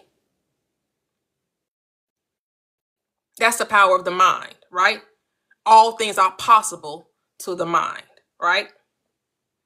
Like I was listening to Dr. Joseph Murphy this morning, and like what he said about miracles, right? When we talk about miracles, because we look at, when we were in church, we were told like miracles was bringing about the impossible. But that's not what a miracle is, right? A miracle is actually confirming what is possible. Because what does the scripture doesn't talk about anything being impossible. The scripture only talks about what's possible, right? It says, if thou canst believe, all things are what? Possible to them that believe. And that all things are possible to God. So a miracle is just confirming what is possible. All things are possible. You just have to decide what's possible for you. What's possible for you? What do you see? What do you, impossible means what? It's able to be done. All things are able to be done by God. Who is God? Your thought. Your thought is the creative power within you. Because in the beginning was the Word, and the Word was with God, and the Word was God. And then the Word becomes flesh. You see, in the Word, though, see, he came into the world, but the world received him not. See, the world gonna tell you, you can't get nothing through imagination. You can't get it. That's not how it works. You gotta work for what you want. The world's not receiving that message. You say that everything that was created by him. Who's him? The Word. And there was nothing that was created that was not created by him. Who was him? The Word. Everything was first a thought. Everything. Everything comes from thought. It comes into the mind of man.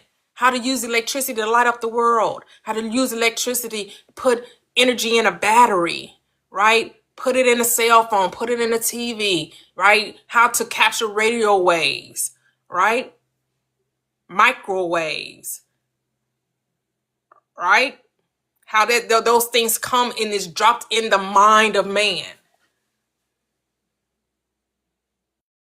Everything was first a thought. Somebody thought everything that we experiencing physically that wasn't here on this plane when we got here, right? It came through the mind of man, because the mind of man and the mind of God are one. So yeah, we don't need feathers. We don't need wings. We don't need feathers to fly on this third dimensional plane. So we built a mechanical bird. That's how we fly. Right? We want to go into the depths of the ocean. We can only go so far in that ocean floor physically, right? Right now, anyway, with our submarines and our torpedoes and all of those things we have to view the ocean floor, right? But if we have a will, we make a way, right? If we got a will, we make a way. So what's your will? Go ahead, Latoxic. I was gonna say, I just saw something on Twitter today. It was just a video of this guy. I don't remember his name, and so he might be, popular or something. I just don't know who he is. But anyway, he said that he had this idea where, so I guess he teaches memory courses or taught memory courses or something like that. Maybe that will ring a bell with somebody. I don't know who he is. But he basically said that he wanted to earn $100,000 a week without having to work for it. And, obviously, like, that's an insane amount of money to earn a week, right? So anyway, long story short, he said he was minding his business. He was sitting at a deli eating his sandwich, and there was a guy sitting in front of him who was popular and was doing some infomercials on a different topic. And so they struck up a conversation, and the guy was like, "Oh, you're the guy who teaches memory." He was like, "You should do infomercials." And he was like, "Oh no, that's not gonna work. Like, that's not really. I don't think it'll sell. Blah blah blah blah blah." And the guy's like, "Well, like, I'd love to. Like, I'll put the money in for you." Basically, I heard the story, but you probably heard it, yeah, because I think it was an the video looked like it was from the 90s or something. I don't know. I'm sure it's been around. So I'm sure I'm not the first person to share it, but I just don't recall it like you, but go ahead. Yeah, I'm not. This is the first time I've seen this video, so I'm probably not doing it justice. But he basically was saying, like, this guy was like, "Oh, I'll put the money up for you to start, doing your infomercials." And he was like, "Oh, I'll think about it, And then a week or so passes, or however long passes, and he meets up with a different guy who also does infomercials, and he says the same thing to him. He's like, "Well, you should really do infomercials for this memory thing." And he's like, "Well, listen, whoever sends me the contract first to get started, I'll do it." And the second guy ended up sending him the contract the fastest. And so, you know, he ended up doing it. And then I think long story short, his first royalty check was for like $249,000 or something like that, like something insane. And then like the week after that, his check was over $100,000. So long story short, he was getting these weekly royalty checks because of this one thing, because it ended up becoming a crazy bestseller because of, you know, just people wanting to learn about how to retain their memory. Yeah. And it'd be something so simple, right? I'm telling you. I saw one of those TikTok videos where they were talking about the stuff that people have made money from, just the wackiest thing. Like somebody was selling, you know, pet rocks, right? Right. And somebody was selling fresh air in a can. Listen, let me just say this. I almost fell over. I The would stuff say that this. happened in the 90s, the different things that people have sold, and it was just so simple, and it was just it just would be like the latest craze, and people make their, you know, like remember the fanny pack, you know, it's making their way back, but back in the 90s, that 80s, 90s, that was the right. It's just like the stuff that, and it's like you just gotta trust your intuition, trust that desire within you. And like you said, all he wanted was 100. He didn't know how he was gonna. He didn't know. Oh, let me talk about my how to retain memory. Right? Somebody else suggested that to him. Right? Man, I could see you really doing great things with that. Right? It was not. It just came upon him, and it kept coming up until it nudged him. He was like, yeah, okay, well, let me give it a shot because it's something I love to talk about, right? So he wasn't doing something that was outside of himself, right? He was doing something that was innate, that was natural, that was effortless, right? So we're always taught to do the hard thing, but was that hard for him? Right. It was something he knew like the back of his hand. It was We should be doing the easy thing, but we are always told do the hard thing. Like I had made a video, and so a teacher posted under my video saying that he gave his students 2 books about how to do the hard and how to do the difficult, and that's the only way to go about life because everybody's doing easy things and they're not being successful. That's not what? No. We overlook the easy. If our mind tell us to do something, we be like, it can't be that simple. Let me just say this. And we just overlook stuff, right? The intuition would tell you to do something so easy. But go ahead. No, sir. Yeah, you're totally fine. Yeah, that I would just say this. In the time, so I've had ups and downs, ebbs and flows in terms of like whether I'm busy with work or not busy with work. You know, and I get paid a certain amount per hour because I'm a contractor. I work for myself. And I also have another side of my business that is basically you can get paid twice as much for what I currently get paid. So I do project management and then I do software. And for that software skill, I can basically get paid. It's the hourly rate is twice as much. And long story short, I'm over here like, you know, I can work a little smooth 20 hours a week. That's really nothing to me. Like that's actually nothing. That's easy. That's actually the pace at which I want to live my life. And I'm thinking to myself, well, you know, I could actually just do the software stuff and get paid more and still either do the same amount or way less and get paid the same. You know, like it doesn't always have to be like this crazy thing where you have to hustle and burn yourself out and do all this crazy, you know, plays, and you don't have to do all that. Take the easy route and see how that goes. You know? Yep. But we've been so conditioned to, you know, if it, like I was watching, I like murder mysteries, right?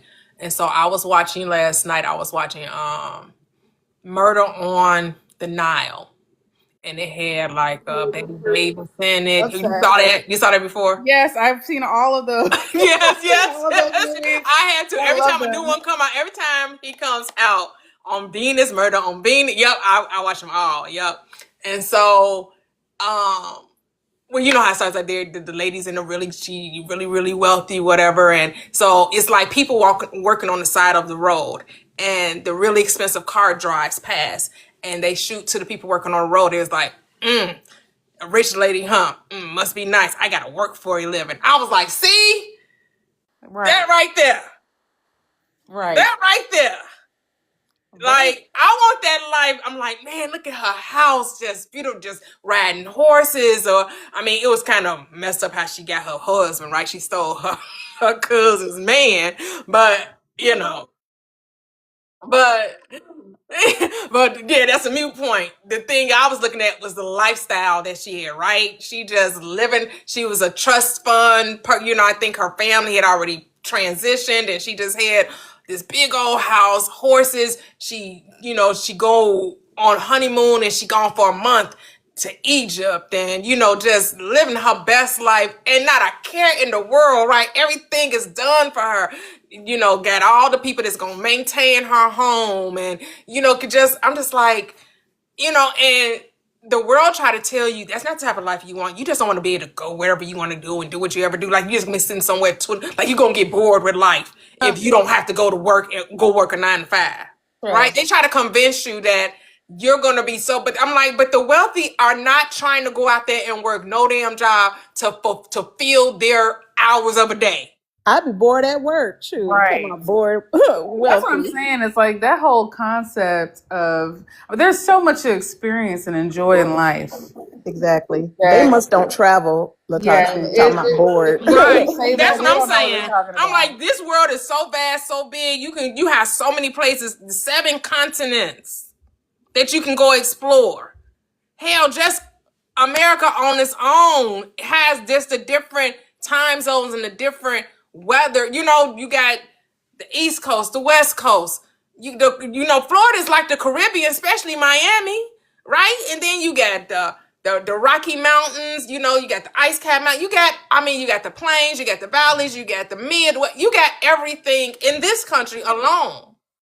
I think people tell those stories, I think, because they have convinced themselves they can't have it.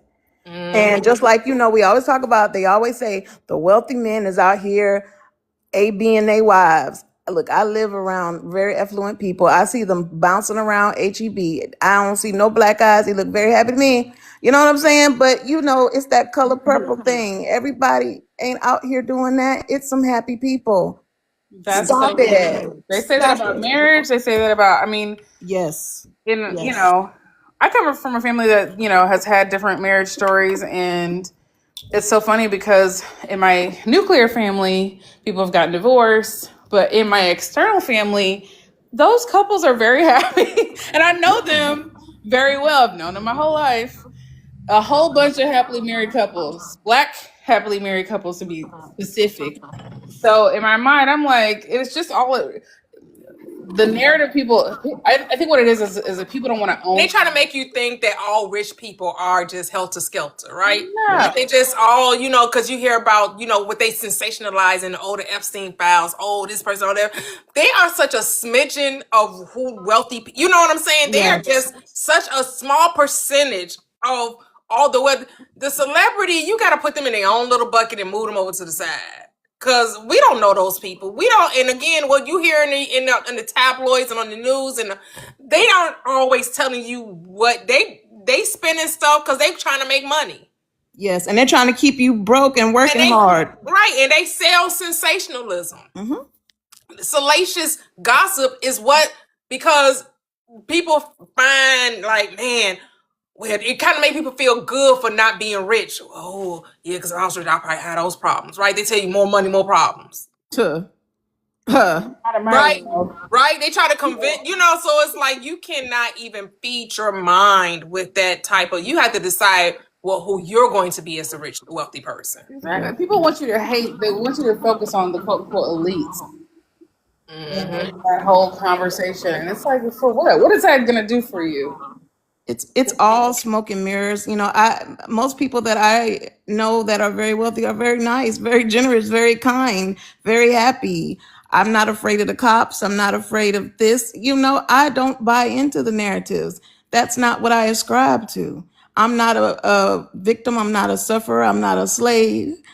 I am a successful, happy person, and you just have to live in that.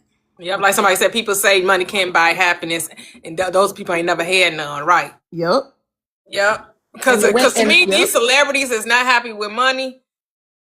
They got problems. Because what?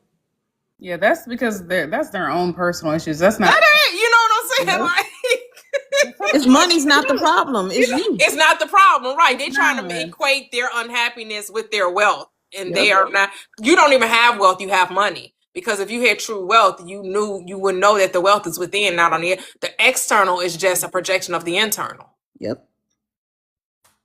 Because there's some people that chase material things, you know, you'll get this car and now you want this one, you know, so things don't make you happy because you're already seeking validation on the external world anyway. It's inside out. So if you are already happy on the inside, material things are just the cherry on top. Yep. Yep. Yep. Yeah, I always say that money cannot unlame a lame. Like if you're lame, you're just gonna be lame. Like if you're not lame, if you're just a cool person and you just enjoying life, money will just enhance that. Yep. But money can never add on to a negative to make it a positive. It's just gonna be, you know, that person's just gonna be lame regardless. Unfortunately. I say give yourself all that you can allow yourself to have. Give yourself all that because it's only you in the world anyway. Mm-hmm. The world is literally at your command. The world is here to serve you. We have to stop thinking we're here to serve the world. I know that we hear that all the time. We even hear from these supposed masters and gurus. Oh, we're here to serve. We're here to create. There's a difference. We're here to command reality. Because how can you both be, you're the master as well as the servant of the world? How both can be true? How you both master and servant? Which one are you? Pick a side. Pick a lane. Are you here to serve the world or are you here to master it? Because that's what's confusing. Right? When I hear Joseph Murphy and Neville Goddard talk about, oh, you're here to serve, or you're here to serve, you're here to serve. No, I'm here to create. I'm here to create. I'm here to command the reality in which I want to experience. Because here's the thing. Yes, you're going to have selfish people that just want to keep it to themselves. And that's okay. And then you have people that they want to share with the world, and that's okay. Neither one are wrong. Right? I'm like, well, I know what I want to share. I want to tell everybody. I'm going to tell everybody this is my song, right? And then other people are like, no, I can't tell because I can't let everybody know this, you know, because they think if other people know it, too many people know it, then it ain't going to be enough to go around. That's lack mentality. Because because I get my millions, I have my wealthy life. How does that stop you from living your best life? It doesn't. There's enough, the pie's big enough for everybody to get a slice. The one once the one pie was made, that wasn't the only pie made. Not only do you get to have a slice, you get the whole damn pie. And then another one coming down the belt, and then another one coming down the belt, and then another one coming down the belt. It just ain't one pie. It's infinite pies. It's infinite pies. Just what kind of pie you want? Some people want cherry, some people want blueberry, some people want peach cobbler, some people, right? Like, I want a patty pie. I'm the pie factory. see? Period. One thing I can think of when I think of Patty Pie is that guy singing the song. Oh yeah, patty pie. Yes.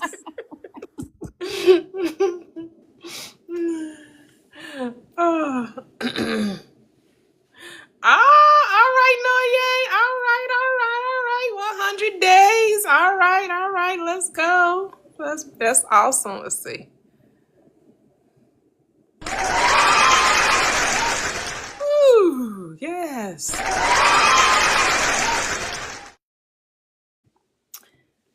Yep. We got to stop thinking that it's limited, right?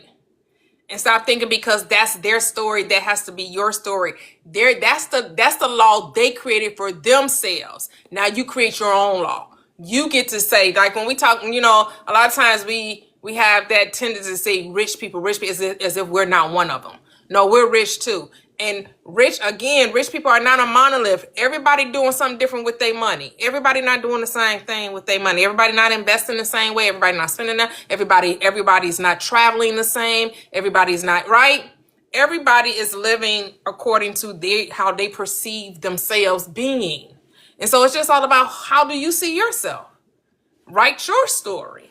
What are you going to do in this lifetime? Right? because you don't have now. And so it's just about, let me go ahead and jump into the deep end. Let me deep dive into the ocean. Right? You want a whale, you gotta go swim with big fish. That's the only way you're gonna catch a whale. The whale is not in the shallow waters. Sorry. You're just not gonna find a whale in the shallow waters. You cannot be shallow if you're trying to do big things. Big things require you to go into the deep end. You got to go deep, right? We know just like how our world, when we build things, whether it's something like really tall trees, right? The oak tree, the bamboo tree, all of these trees, they got to go deep to go tall, right? Our skyscrapers, right? They got to go down deep before they can ever elevate up into the sky, right? So that's what you have to know. I gotta dig deep. I gotta go deep within my own self. I gotta go deep within in order to shoot up to the sky, in order to land on the moon, in order to touch the heavens, in order to reach for the stars. I gotta go deep. Gotta go within, right? These seeds gotta go within the earth. When you build houses and skyscrapers, they got to go deep into the earth. What's the earth? The heart of the matter, the core, the center. That's what you have to do. You can't be scared. You can't be. You gotta just go ahead. Just go ahead and jump. Just like when you trying to test the waters. Trying to ease them. Let me. It take you forever to get in that pool, but if you just jump in the pool. Man, that cold water lasts about a second. While you trying to go in there slowly, it's the cold. It's cold forever. What you all say, Toxic? I just reminded me of that guy. I'm sure you've heard the story. The guy who jumps in the Lake Michigan from Chicago. He jumps in Lake Michigan every day in the winter. Really? I saw that on y'all's news. I saw that on y'all news on here on TikTok. Oh wow! Follow all the news stations. Anyway, so yeah, some guy jumps in right into Lake Michigan every winter, huh? Every day. All right, dude. That's how he starts his day. Think of that. He must be out there in Lake Zurich or something. He must be out there, way up north, and got him a little house. I saw the city skyline in the background. I think he was right off of what's it called? That Michigan? What's it called? You have Magnificent Mount. You have River.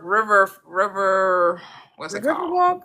Yeah, the Riverwalk. Yeah, you have condos and stuff over there too. Yeah. Maybe I don't know. Maybe I'll find it and try to send it to you. It was funny. She said, "Him brave." I know, right? I ain't saying that. This ain't literally jumping to no doggone ocean. Figuratively. This is figuratively. Don't be jumping into no lakes. I would not. I would not recommend it. But hey,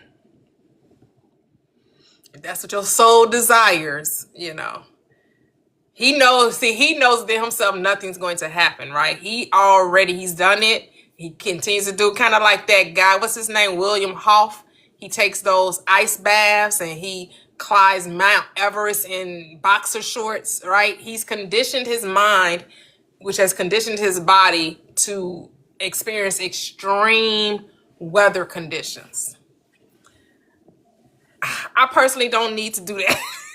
But hey, kudos to you who feel like they want to challenge their mind and their body in that way. Yeah. So there have been many people that have done it. They've conditioned their mind and their body to experience those extreme. A lot of people take ice baths, right? They get in there and they take the ice bath. Whatever it's supposed to do, whatever they're saying it's supposed to do, I don't know if it makes them a better person, a better human. It challenges them to do,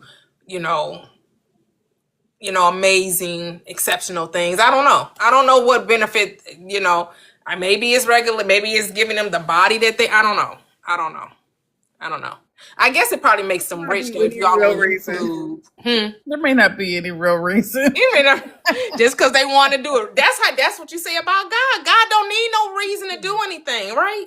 Because he can. God doesn't need it. We keep trying to find an explanation. We need a why. No, you don't. You don't need a why. The only reason why you feel like you have a why, because if you don't have a why, you're going to change your mind.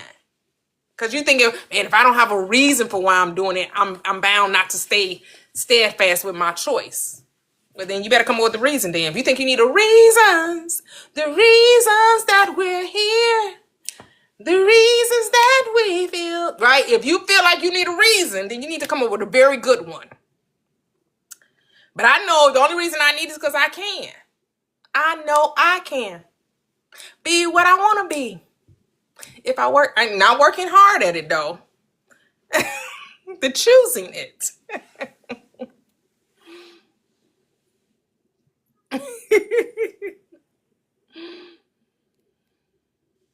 I know, Ray, they released the burden to need a reason. You don't need a reason. You are the reason. You are the reason. Your existence, the reason you're here, that's a reason enough. Because I am. That's the only reason you need. You don't need any other reason. Because you can. Think about it.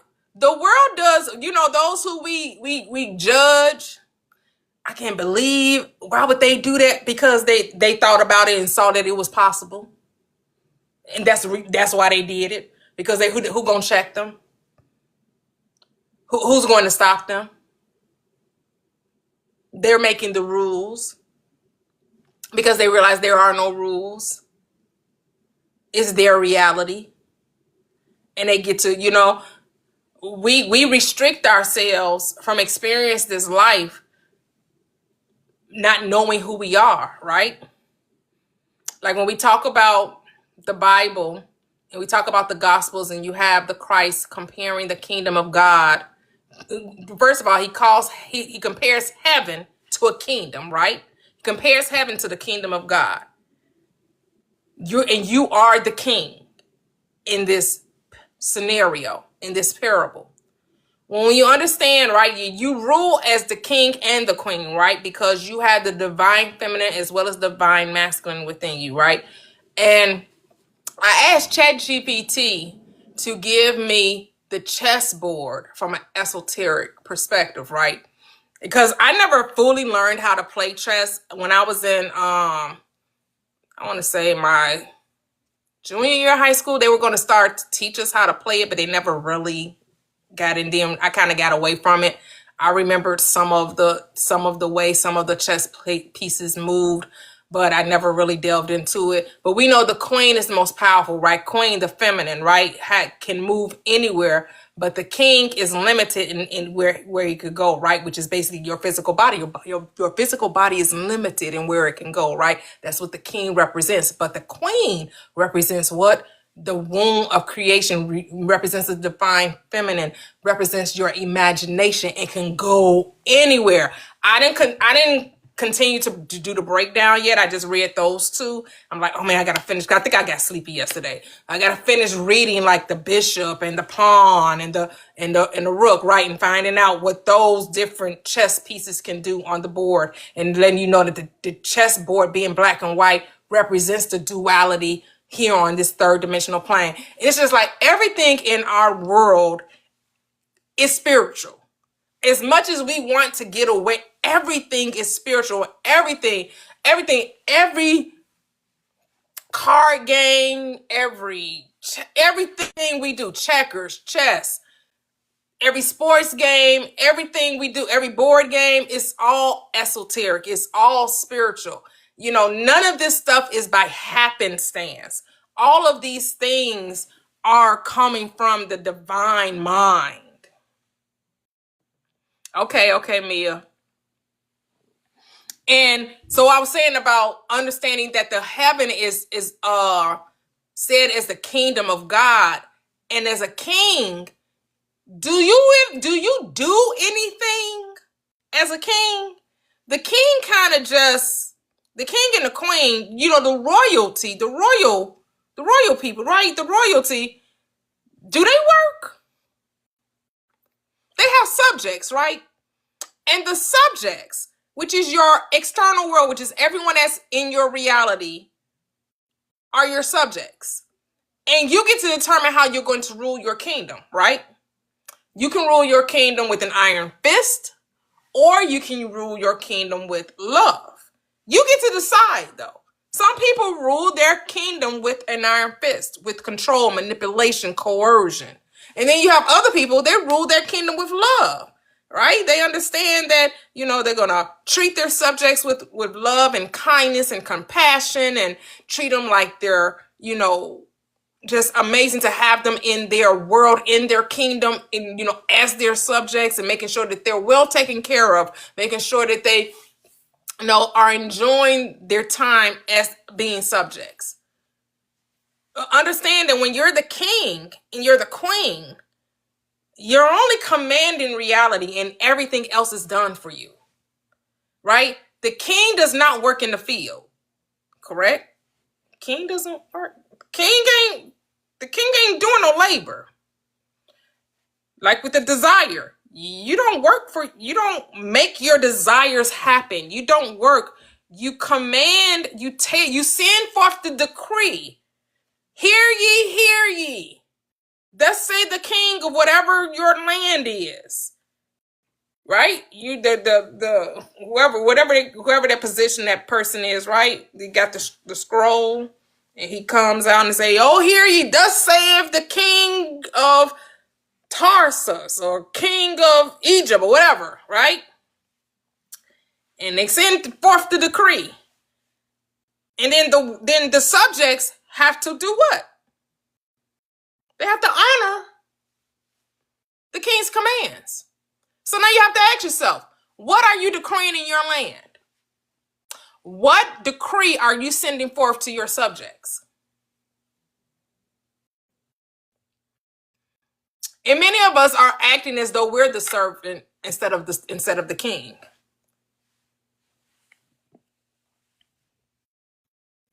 Yep. But the king is not concerned with the how. The king don't care how you go about doing it. The king only cares that it gets done. The king don't need you to come tell me, well, I'm preparing you a meal tonight. And before I prepare the meal, king, I gotta kill the chicken. I gotta, get all the feathers off of it. I gotta do it. It don't. All it wants is the prepared meal. How you got to the prepared, don't care. I don't care. I don't need all the details. I don't care how you figured out how to plant, and how you built the moat, how you built the bridge, I don't need to know all that. Just do it. Because the king is just it's really a dictator, right? The king dictates and gets the most well-renowned, most educated, most skilled labor to do the things that he wants, right? He makes sure he has the best of the best laying the foundation. Doesn't care that other people know more than him. He the king. He could care less how skilled you are building the bridge, how skilled you are making the castle. He not scared that you know more than him. He the king. You only in this position because he put you there. So not intimidated by the laborers. Right? And that's what we hear about businessmen, right? Those who own company CEOs, right? They make sure they employ the best of the best. I'm getting the best minds together. The best minds are going to bring this company together, right? And they're not intimidated by who went to, Oxford, or who went to Yale or to Stanford, or who all went and got. They want the best.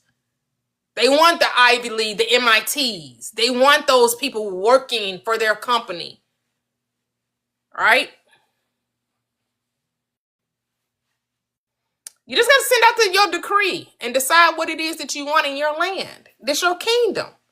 This is your kingdom will come. Your will be done. Your will is always being our Father who art in heaven. Hallowed be thy name. Thy kingdom come. Thy will be done. Because who's the Father in heaven? Your awareness, right? Your imagination. The will of the Father, the will of your imagination is always being done. But here's the question. What are you imagining? Oh, I gotta work too hard. I don't have enough money. I'm not loved. I'm lonely. I'm confused. A king is not talking about, right? The king goes within. Who is the king's closest confidant? The queen. The queen. Very intuitive, right? The queen is led.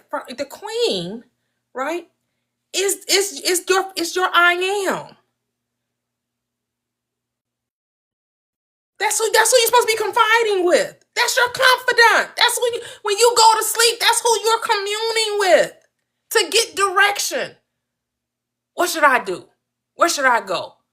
Make it plain, make it clear that I'm not even questioning the right path, because you told me that you will make my crooked path straight.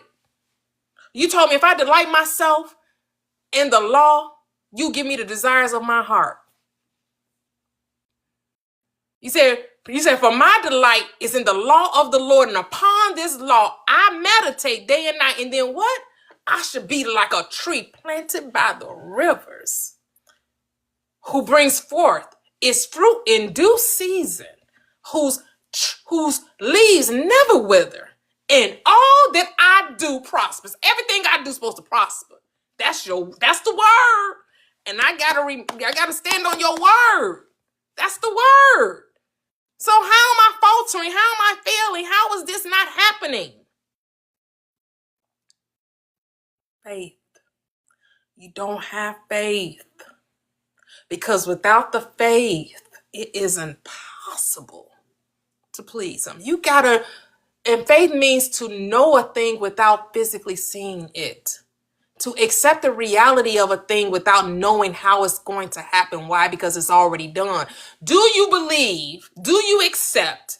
Do you know that the works are finished? Or do you think you have to make a thing so? Or do you know that it's already so?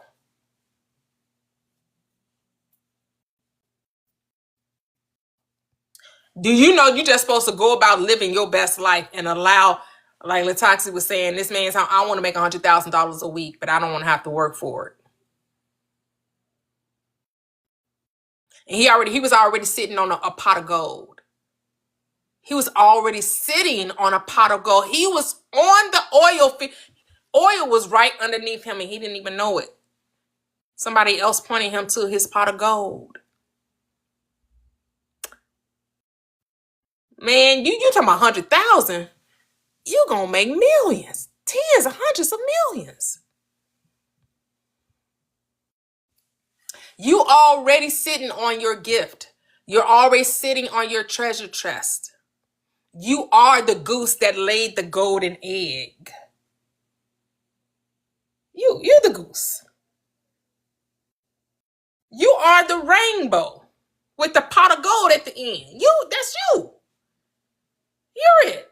It's already. It's like, can you see it? Can you believe it? Can you believe it? This is where you have to talk to yourself and remind yourself of who you are, lest you forget. Don't backslide, but God married to the backslider. God married to the backslider. God ain't never separate from you. Even though you may be a wayward soul, even though you may be a prodigal son, lost at sea, lost in the field, when you wasted all that you had. God, which is the I am, is just waiting for you to remember who you are. Just waiting for you to come on home. And the moment you be like, oh yeah, I'm that. Your awareness is like, yes, you are. It's about goddamn time. But there's no time like the present. I'm not even going to condemn you. I'm not going to judge you. I'm just bring the robe, bring the fatted calf, bring everything. Like, we about to have a party. It's a party, y'all. We about to celebrate. It's about to celebrate a party. It's party time now, y'all. Woo! Because now they remember who they are. They know who they is. They remember whose they is. Now you're going to act accordingly. You're God. Are you going to act accordingly? Are you going to keep making, well?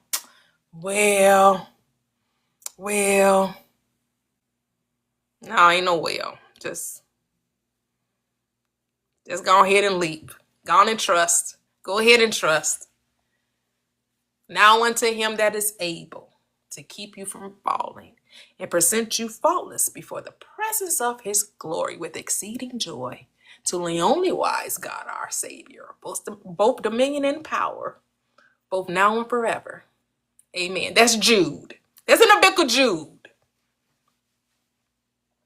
It is impossible for God to fail. That's why Psalm 23 says, the Lord is my shepherd. I shall not. You'll never be in want of confirmation of what you really believe. See, God has never failed you to give you exactly what you believe you can have.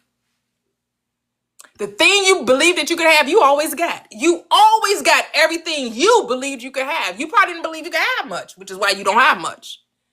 You believed that life was a struggle, so life was a struggle. Like, you're always getting confirmation of what you believe. Always. Now you just got to change what you believe. You shall not want. You should never lack confirmation of where you reside consciously. You will always be confirmed. Always.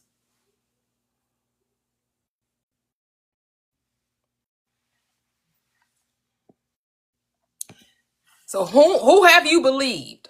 Whose report have you believed? What you believe in?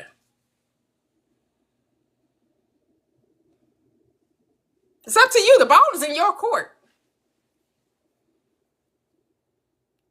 It's up to you to decide. And that's all it takes. Those 4 steps is the same thing said, they're just in a different way. Because there's only one step. It's one question. Who do you say that I am? Whoever you say that you are, that's what you should be.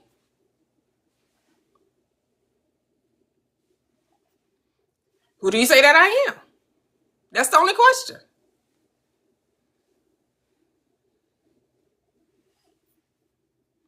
Because you never have to verbalize thank you, right? That can just the thanks is just an inner knowing and an acceptance, right? It's the same as believe. The giving thanks, the prayer is the same as believing, is the same as receiving. They're all the same. They're all one. There is no separation. All is one. We just say it like this to make sense, to make it logical, to make us easy to accept this truth. So we break it down into parts, right? When they talk about the 7 universal laws, it's still one law. You could talk about the law of mentalism. You could talk about the law of polarity. You could talk about the law of vibration. You could talk about the law of cause and effect. It's still only one law. All those laws are saying one thing. It's you, baby. It's you. At the end of the day, that's the only law. Is you. We just break them down. I mean, some people take the 7 and make them 14. Then somebody take the 14 and make them 21. And then somebody take the 21 and make it 50. And somebody else take the 50 and make it 200. They just saying the same thing a different way.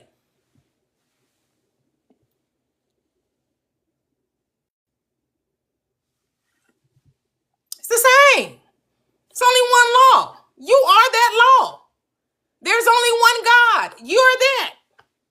There's only one mind. There's only one consciousness. There's only one faith. There's only one Lord. There's only one baptism.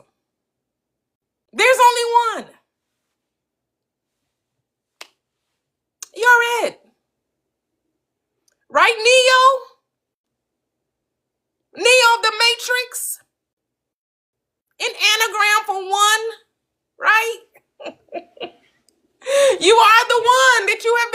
for?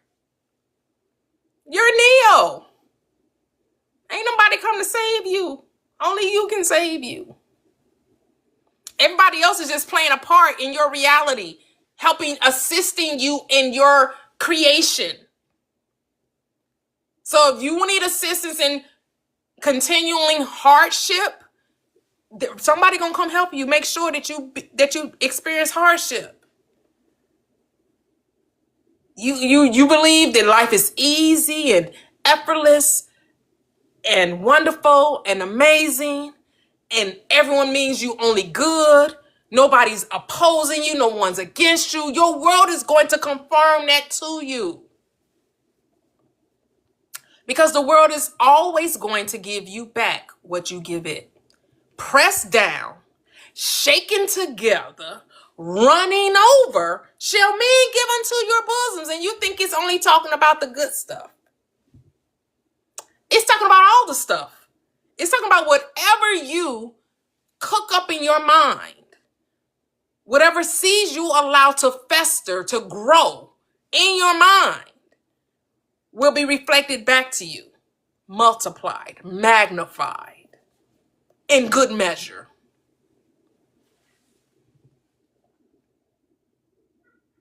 That part.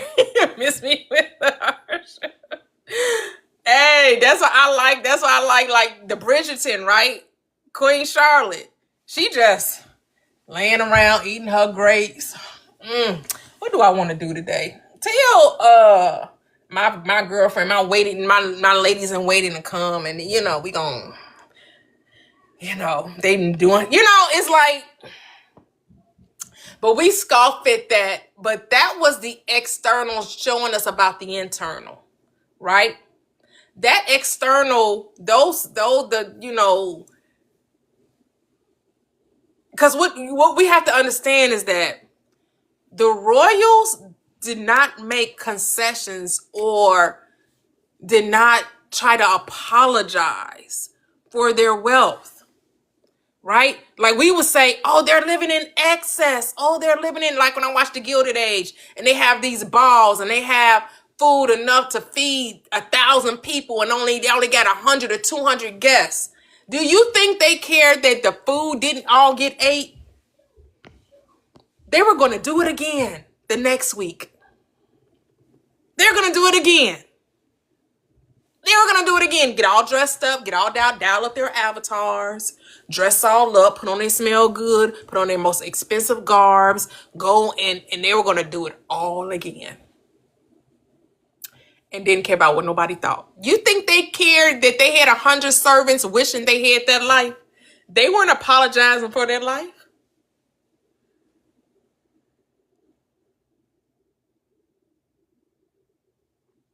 And it's like, because we know this world is make-believe, or do we? Do we know that the world is make-believe? Do we know that? And when I say make-believe, I'm saying like we're making this stuff up, right? We're creating laws, we're creating regulations, we're creating principles, right? Right? Because we know, like in today's society, we have a credit report. You do know that wasn't always a thing, right? We made up a credit report. And we know in this society why the credit report was made. Because we had a certain people in this society who did not see themselves as equal, as worthy. They were convinced that they were left in another segment of the society. And so as long as this group of people continue to see that they have to jump over hurdles, have to be seen as worthy, have to be seen as human, have to be seen as equal in another person's eyes, then they were continually keep creating hurdles and barriers for themselves. So that's why we got credit reports and redlining and gentrification, right? Like,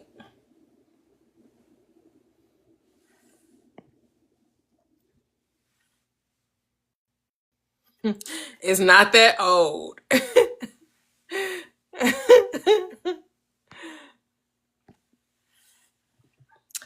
So, but that's why you tell to be in the world, but not of the world. Because you have to understand that those constructs, those systems do not apply to you. That the moment that you say that you want a thing, I don't care what barrier is in the way, has to be dissolved. It's just not going to apply to you. And you hear it all the time. I don't know how I got that house. I didn't have no money. My credit report was shot. Somebody gifted me money. Somebody gifted me the house.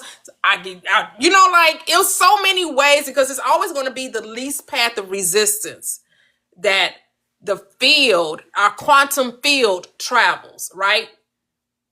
We call it the electromagnetic field, right? It's always going to go, like you say, it's water. Water doesn't struggle to go, it just flows. It flows effortlessly. If it's rocks in the way, it just goes over the rock, right? It doesn't let the rock, or pushes up against the rock until eventually it may wear that rock down, right? Until eventually the rock becomes a nothing. It becomes a nothing, right?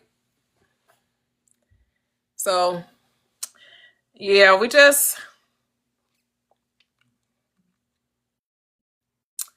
it's like, do you think a lot? Like, the world tells you not to think. Even the spiritual community tells you not to think. No, you're supposed to think. You're supposed to contemplate. You're supposed to let us reason together.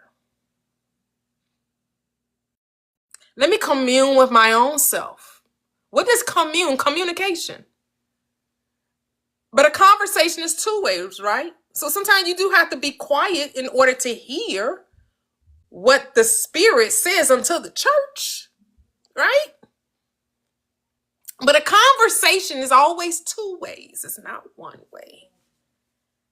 So you talk, and sometimes you get quiet, like, and then the answer comes, and then it's revealed, and you're like, oh, I'm so glad I had this conversation today. I'm so glad I asked these questions. I wanted to know.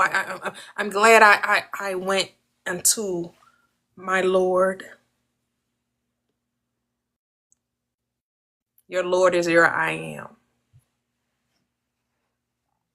I went unto my God. I went unto my Lord, and I said, what's going on? Show me the way. Make my way straight. Reveal to me the perfect plan. I cannot miss it. It won't go by me. It won't miss me. It will be revealed to me.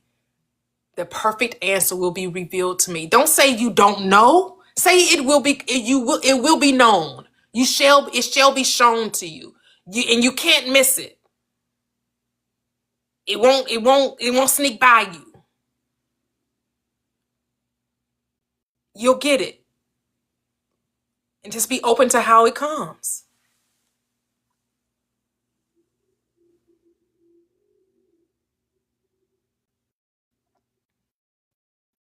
Say, I found to just allow. Yes, yes. That's beautiful. That's beautiful. That's what it's about.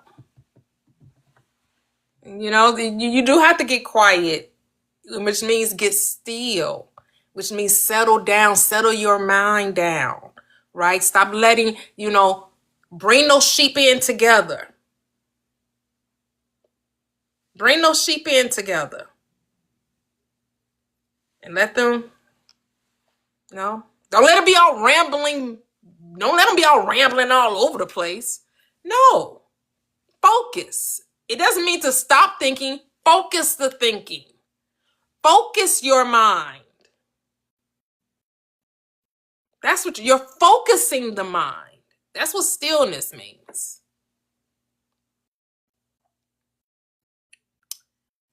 In the focusing, sometimes it could just be soft music. Some people can get their mind like where they're not all anxious and nervous and not all over the place, and with their mind, some people listen to nice instrumental music, they listen to the classical music, or sometimes they just listen to their own breath, right? Some people just listen to like whatever it is that helps you get into that state of ease and flow, relaxation. Right? So it could be you're taking a bath, you're taking a shower, you're cleaning, right? Because then your mind is kind of focused, right? You kind of just, you know where you want to, how you want your house to look, how you want it to be cleaned. Maybe you're cooking, maybe that's something that relaxes you, right? Whatever relaxes you, maybe playing a puzzle, maybe reading a good fantasy, a novel, or good, whatever can bring you to a center where your mind ain't all over the place, right? Now, because when we say all over the place, that you're not allowing your mind to go to the negative. That's what we mean. When they're saying your mind is not all over the place, your mind is all helter-skelter, it's talking about not allowing your mind to go to the worst case scenario. That you allow your mind to what? Because the Bible says to think a certain way. It doesn't tell you not. When the Christ says take no thought, it isn't saying not to think. It's saying not to try to figure out how. See, we know that spelling can be trickery. We know the English language can be very trickery. And so people think when they hear take no thought, they just not supposed to have no thoughts at all.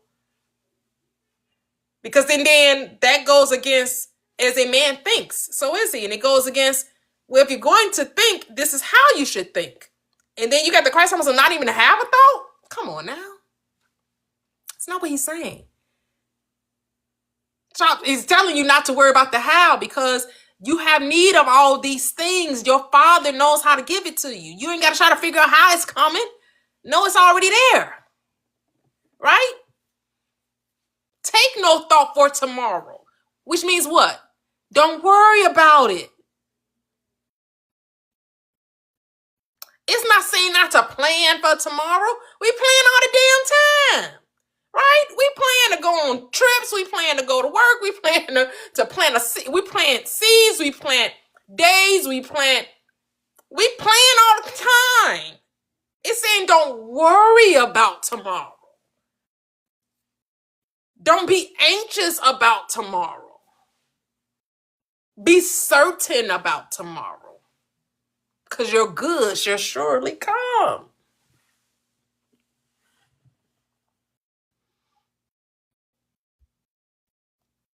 Yep.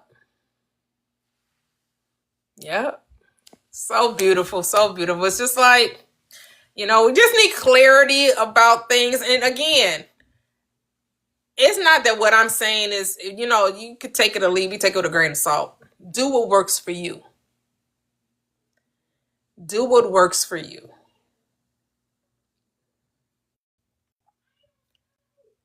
I'm all about easy. I just wanted to find the easiest way. Because this life is supposed to be like Gigi would say, Jesus didn't work that hard. I ain't trying to either. He just would say, Father, look, I know you hear me. And he would ask the question, do you think I can do this? Do you believe I can do this? Well, then it's done. That's all, right? He said, I ain't do nothing. Your faith did it. The Father in you. That's who doing the work. With the Father in me, that's who doing the work. I didn't do nothing. I don't take credit for nothing. I just spoke the word. I just asked if you had faith enough to make it so, then it would be so. That's it.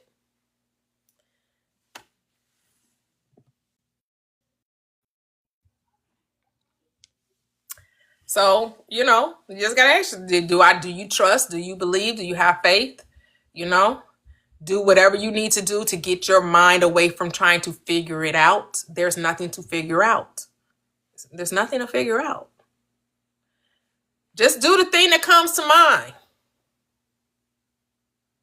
Sometimes, sit with yourself and see what the first thing that comes to mind. And if it's of good, right? Like the difference between doing something that would hurt another person. So that's not of the good. And then or God. And then hey, I feel like it's saying that I should eat this and I don't even know why I have a taste for this. It's not, do it anyway.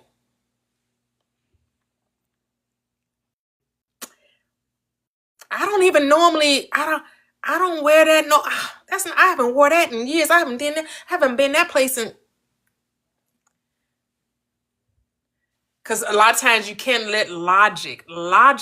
When we try to be too logical, and we be messing stuff up trying to use logic. Because the ways of the infinite is not our way. So when we be thinking like, and I've done it, I've thought about doing something and then went with my second mind, and like, damn, I should have went with my first mind. Don't you do that? Have y'all ever did that? I know I can't be the only one that have thought something and then was like, no, not that. And then I think again, and it'd be something different than what I first thought, and then I went with that second thing, and that wasn't where it was at.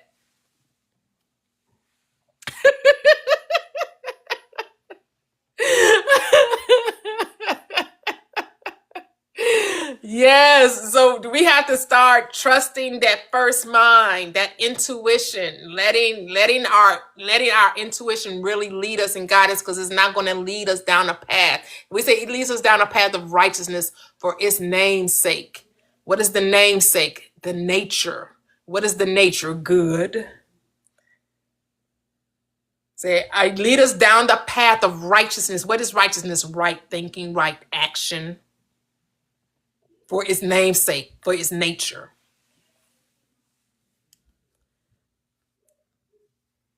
Because God don't mean us no harm.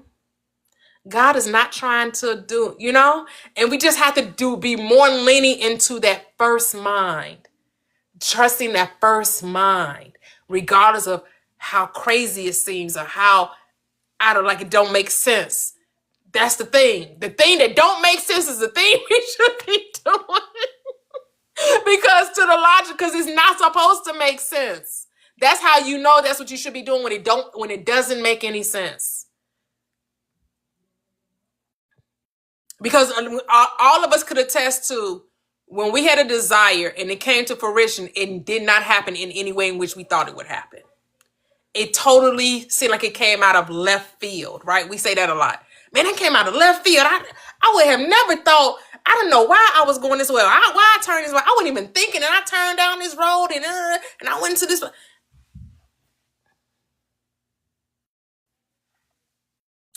Yeah. And so I'm saying this because I'm talking to myself, because I need to trust my first mind more. I need to go with my intuition. I need to go when thoughts come to me to do it then, right? To do the thing that first comes to mind. Do the thing that first comes to mind, not try to talk myself out of the first thing that came.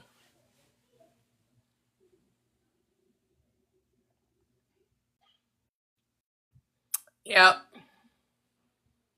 Well, Kevin, Latoxic, y'all have anything else? I know I've been talking and my mouth can get dry now. No, I've been enjoying it like I always do. I enjoy it. Thank you. Hard same. I've what you were saying about the first thought. There's a saying, it's first thought, best thought.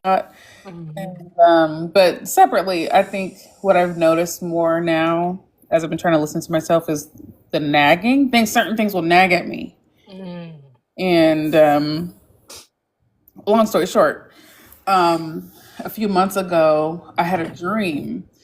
That my brother's wife was pregnant.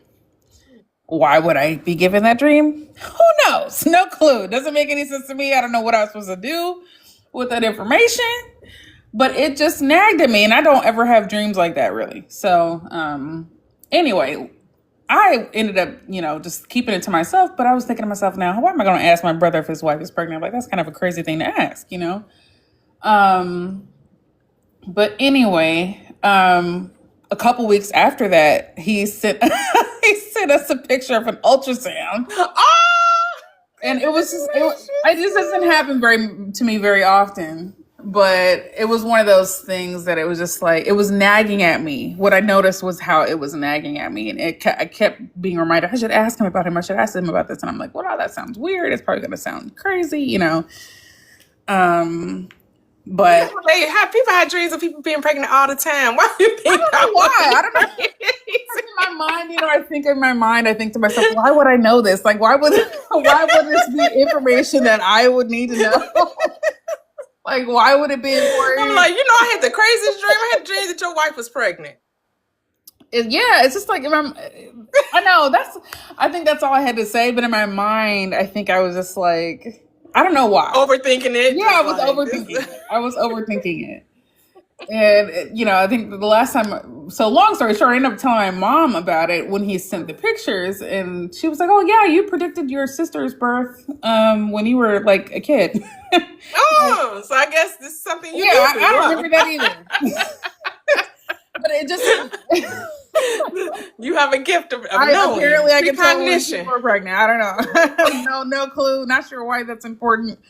But I don't think it's very important. But it was just one of those weird things where I noticed that it was nagging at me. Oh, okay. That was really what I think I learned from the situation, was to pay attention to those moments of just like when things when things just won't leave my mind. Mm-hmm.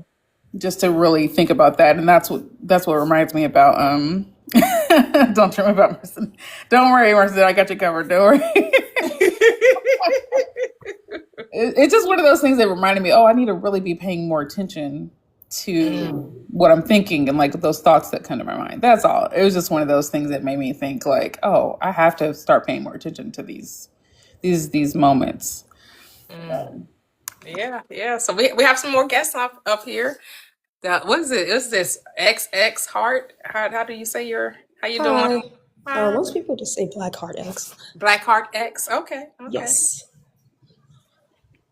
I'm so sorry. I'm trying to be quiet for the roommates. How are y'all doing today? Oh, great. How are you? Awesome. I'm okay.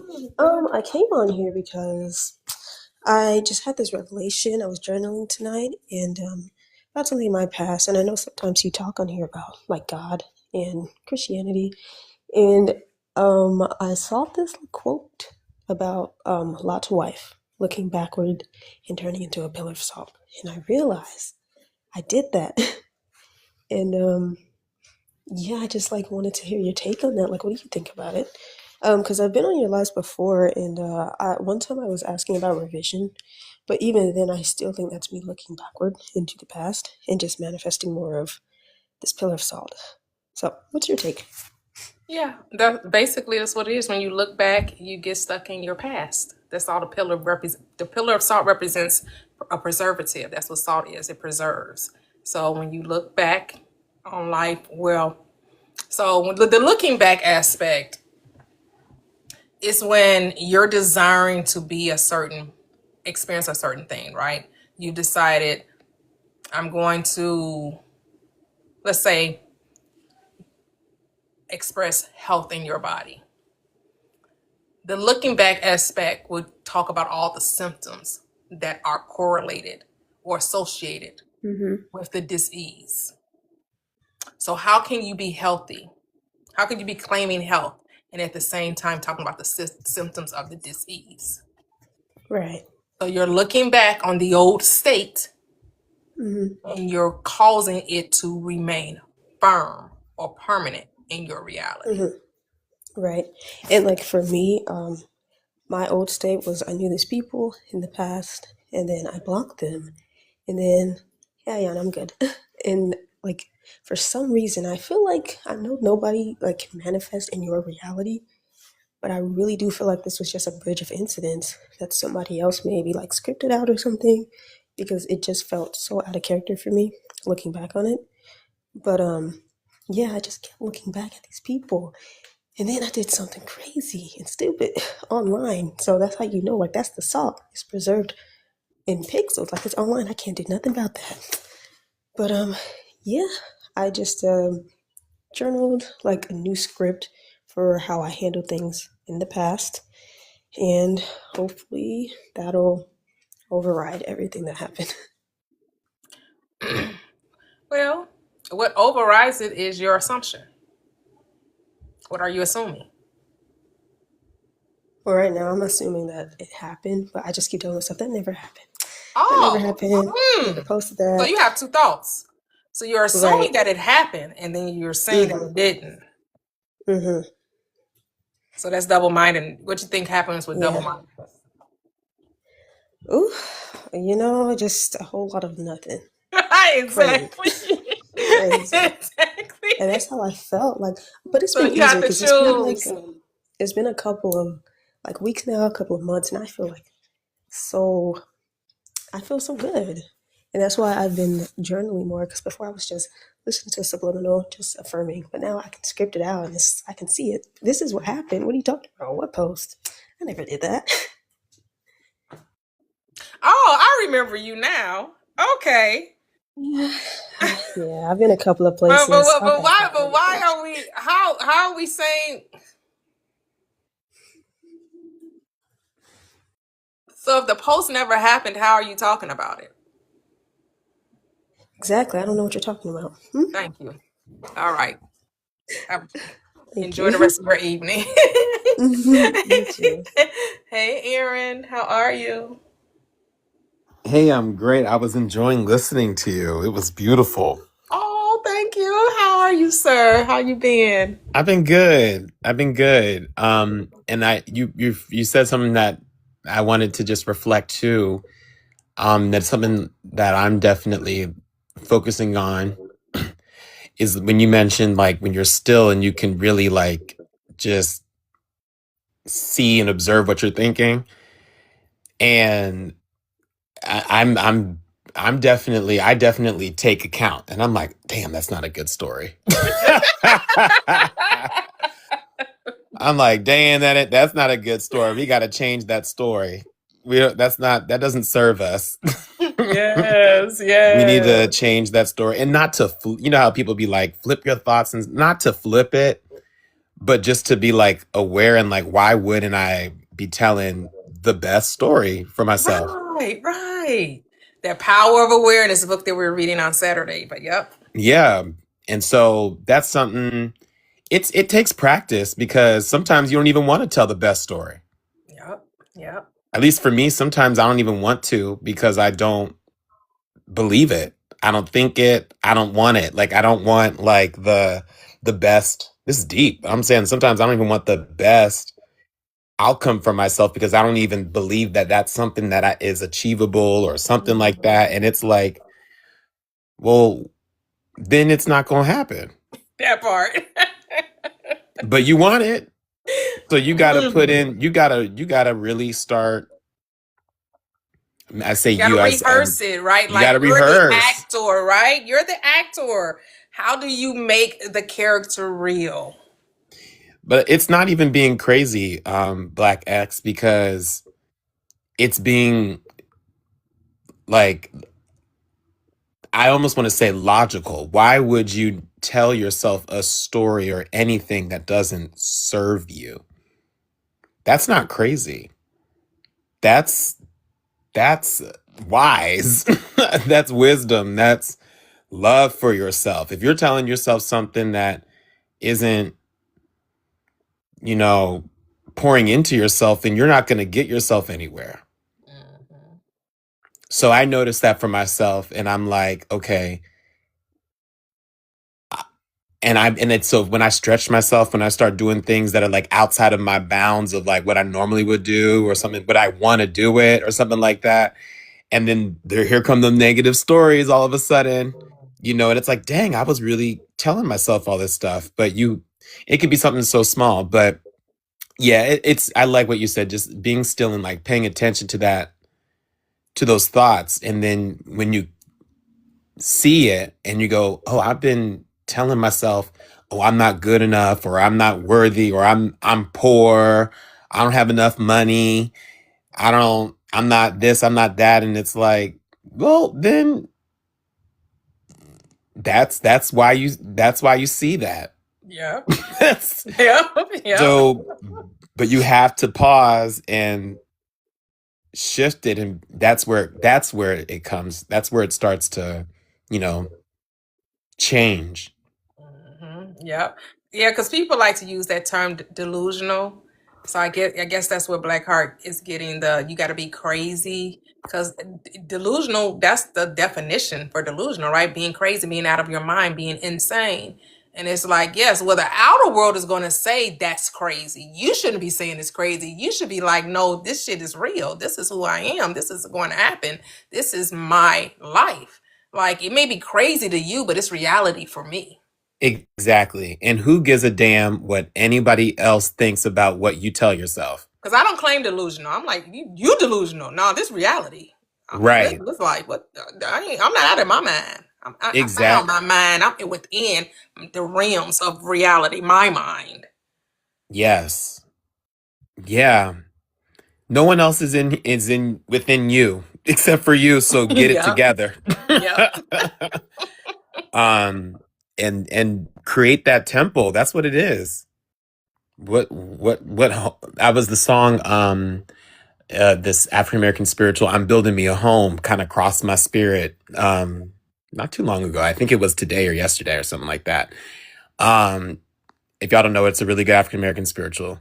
Okay. But it's I'm building me a home. And that's what they do. They just keep singing that same I'm building me a home. And it's That what sound home are like something they you? were singing in church. Yeah, it is. It is. But like it's a church. It's a church in quote song, but it's about, like, if you're aware, then you know. You're right. Yep. What they're talking about, and it's that internal home. Yes. What home are you? What thoughts are you telling you? What you gonna? And at least in my mind, and then what the negative thoughts don't go away. They don't just like at least disappear. Like they still pop up for me, but it's what I do with them or what I don't do with them, and I just let it be, and I tell a story that I actually want. Yes. Yep. And then the thing is, you're the only one calling the thoughts negative. Right. That's true. Because they're just thoughts. They're just there. Yep. I came up with to back what you said, I came up with this sort of technique when it comes to negative thoughts. Like, I sort of kind of dissociate, and I talk to myself as if I'm talking to just the human being versus the awareness that I am. So I'll be like, I'll use Blackheart X. I'll be like, Blackheart X is having the thought that she is this and that, and she is associating this thought with negativity. But as the conscious creator, okay, I can make this character think a different thought that would be more positive. And yeah, it's much easier to disassociate, kind of like I'm a sim, I suppose, and my awareness is actually what's choosing things. The thoughts are just things my sim has running on autopilot because it's normal. But I like that. I like that. Yeah, talking to yourself. It's you and you. Yeah, and you can talk to yourself in third person, second person, right? Whatever works for you, right? Because it's all you. Right. And nobody's creating anything in your world except for how you create it. And then that's what happens. And I think that's part that, it's like, wait a minute. So I'm not responsible for them. I don't have anything to, actually, to be true. I mean, if you really are ready to take full accountability for your life, you will understand that no one comes into your world by happenstance. Yep. They just stumble upon you. They didn't accidentally find you. You drew them in. You wrote them into your life to play yeah, I the wrote part. in a clone. I wrote in somebody just like me. I scripted it, and then it happened. I was like, this is insane. She was literally just like me, like parallel lines. Probably because you wanted to get to know you and see you. Yes, and then And then you saw in a you and dream, you of course, I reacted really badly. Like in a dream, though, it didn't actually happen, but reacted badly. That's why they say parallel lines just never cross. I never should have known that person existed. What person? What are we talking about? That's funny. It's just amazing how we have this tendency to still judge things from the dual aspect. It's a wrong or right, a good or bad, a positive or negative. Those things don't exist except only in your mind. I like how Dr. Joseph Murphy says it, right? He said that God, which is your awareness, judges no man, left all judgment to the Son. And who's the Son? Your mind. You're the only one judging it as wrong or right, good or bad, positive or negative. There is nothing good or bad, only your thinking, your mind makes it so. So if you didn't say it wasn't so, it wouldn't be so. Because you are law. You determine what's wrong or right, good or bad, positive or negative. If you decided all was good, it would all be good. Yes. If you decided it, all you have to do is decide. You're the king of your castle. You really do rule your throne, the seat. You're sitting on the throne in your mind. And you're decreeing and declaring what's good and bad. Mm. Yeah, I needed to hear that. You decide it's all good. Can you just, oof, that just releases you. It's like, oh, it's all good. It's all good. It is all good. Because I said so. Man, I was just about to say that. Yes. As you were saying, because I says you have to understand that you're God. You are law. There's only law with you. There's no law outside of you. That's this one guy I used to watch. He said, Islam, I self law am master. You are the law of your life. It's whatever you say. And then how much fun you'll start having in life because you're living, because it's all good. You're not hiding. You're not shortcoming yourself. You're not trying to make something happen or trying to play within the boundaries of what people or what you've learned in life. You know what I'm saying? Right. And you don't have to try to manipulate, control, so you hear people talk about the SP, right? So me being married as I am, I don't sit around saying, oh, my husband gonna do this, or my husband he better do this. I have a good man. So It just however is. he expresses the good, it's good. Yep. However You're not the thinking good about it. exactly. I'm not like, oh, he better buy me this, and he better do this, and he better take me out there, and he better do it. Unnecessary.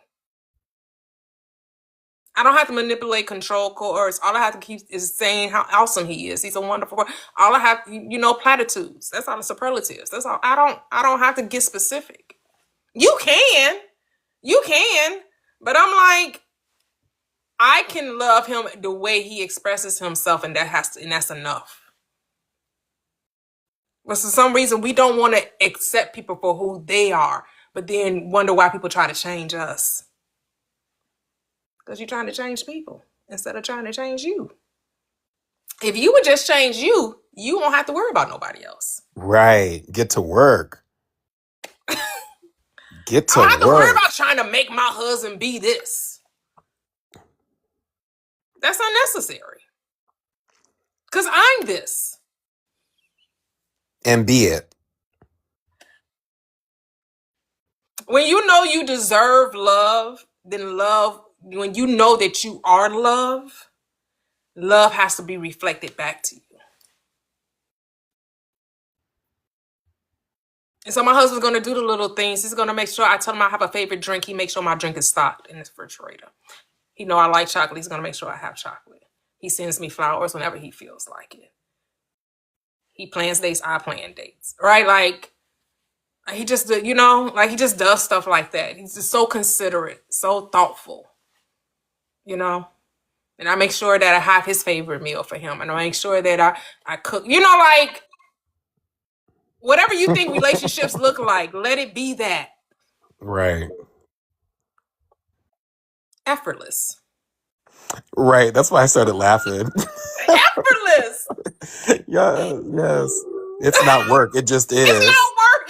It truly is not. Like, the people lying, these people, they don't understand that. Like, I'm not going to say they're lying. I mean, not The story that they're telling you about difficulties in relationships, that's because that's how they see relationships.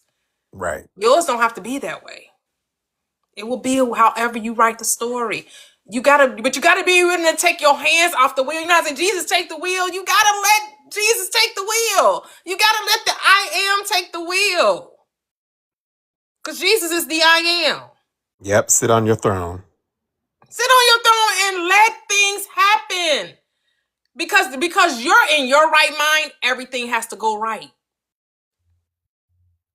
The king is the one that, if the kingdom is in chaos, because the king is in chaos. The kingdom is not in chaos because of the people. The kingdom is in chaos because of the king. If there's war in the land, it's because the king declared war, right? Yep. If it's peace in the land, it's because the king has declared peace, right? What are you declaring in your land?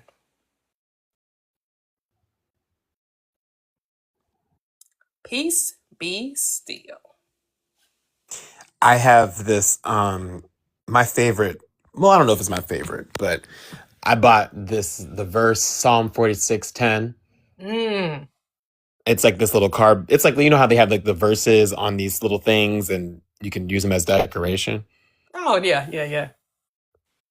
You know what it is. You want to say it for the No, I people? don't. 46. I'm sure I know when you say it, You but I know don't as soon know as it. I'm gonna say it. Yeah, as soon as you say it, I'm like, oh, yeah. But no, I don't know. Off the It's top of my head, no, I can't. be still and know that I am God. There you go. I just said it.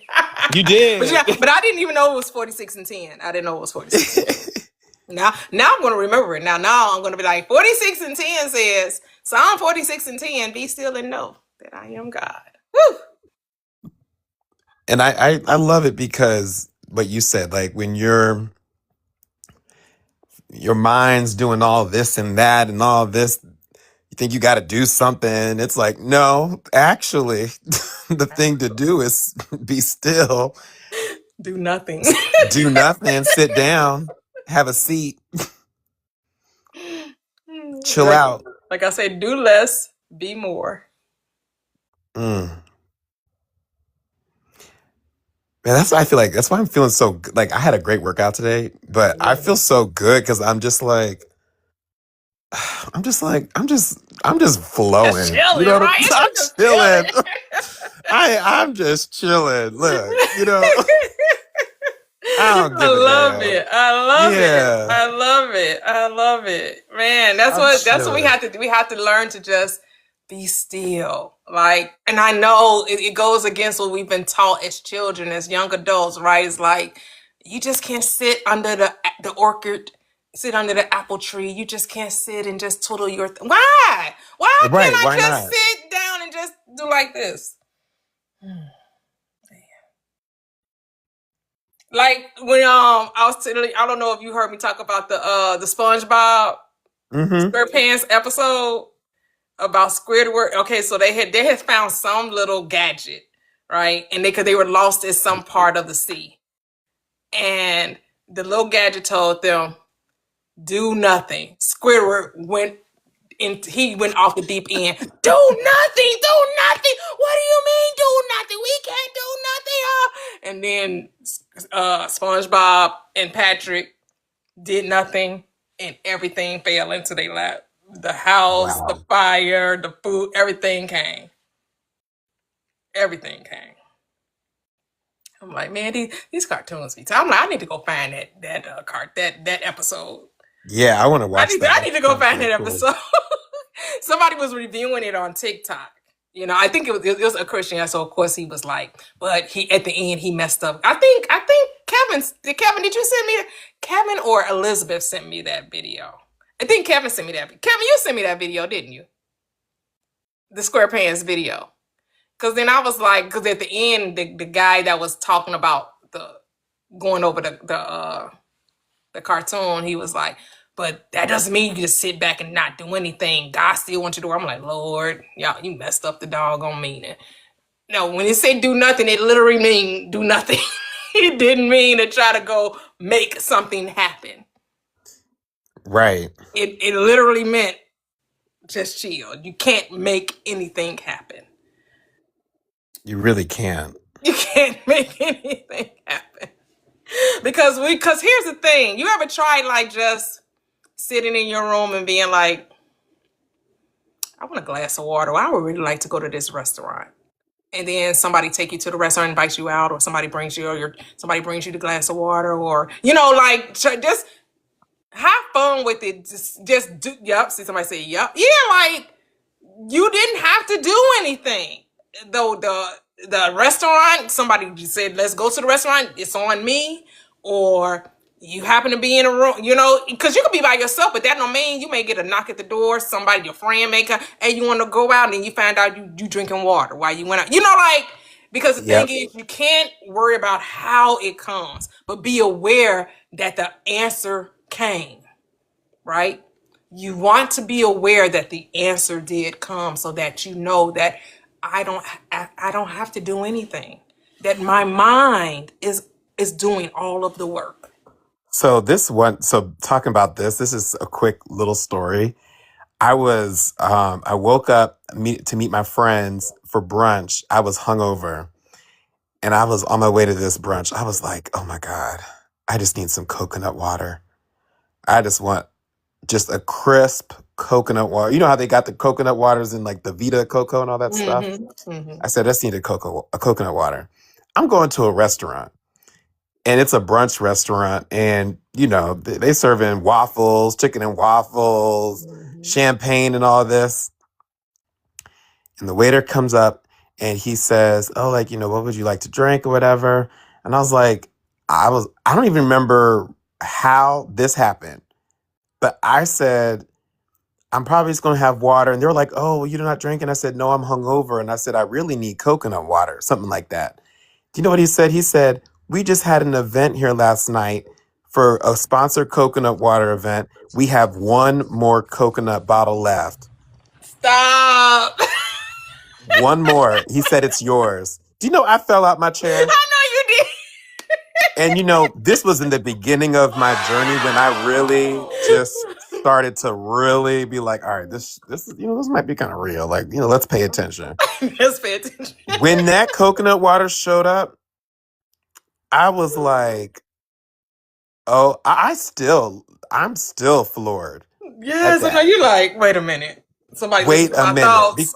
Because I was just on that bus saying, damn, I'm so hungover. I just know that coconut water would taste so good right now. And then I didn't do anything about it. I didn't even ask for a coconut water. It literally showed up. And I didn't even pay for it. He gave it to me for free. Look at that.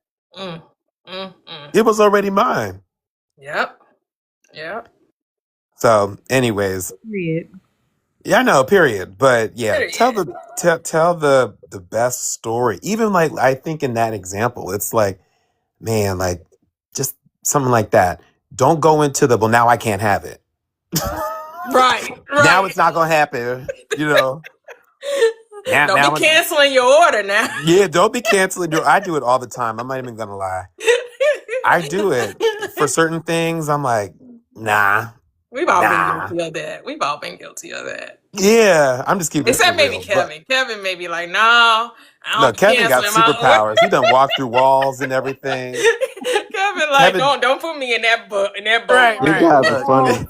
That's so funny. Yes. But yeah, so that's for me though. I catch it though. If I start doing that, then I go, oh wait, no. Just relax, chill out. It's all good. That's what I'm gonna take away from this live is it's all good. It's all good. It's all good. And I love these lives. Oh my goodness. Because we just be reminding each other, reminding ourselves through our, projected awareness of the unique individual aspects of the one, because we just mirror reflections of one another, right? And it's just so fun to like hear, the journey of others and the revelation of the oneness and how the mind works and how sometimes I'll be like, how does it work though? Like, how is it that my thoughts cause things to take place in this world? Sometimes I be thinking like, how is that happening? How is it just me thinking about it causing these things? Like, that intelligence, right? Like you just thought about the water and it shows up, right? Or, you know, and it's like, and it's almost like you kind of innately know, but you don't know how you know. Like certain things that you're certain of, right? Like you just know that it must happen, that it shall happen, that it's going to happen. And you don't know why you know that, but you just do. It's wild. And I'm like, how did I know that I just knew that was like, I just knew. Like, I don't know why I know. I don't know why I just know though. I just like, and you're not concerned about the how, you're not concerned about the when, but you just know. Oh yeah, this a thing. This a done deal. Oh, it's on and popping. Like, man, it's amazing. It's powerful. It is. It's an amazing feeling.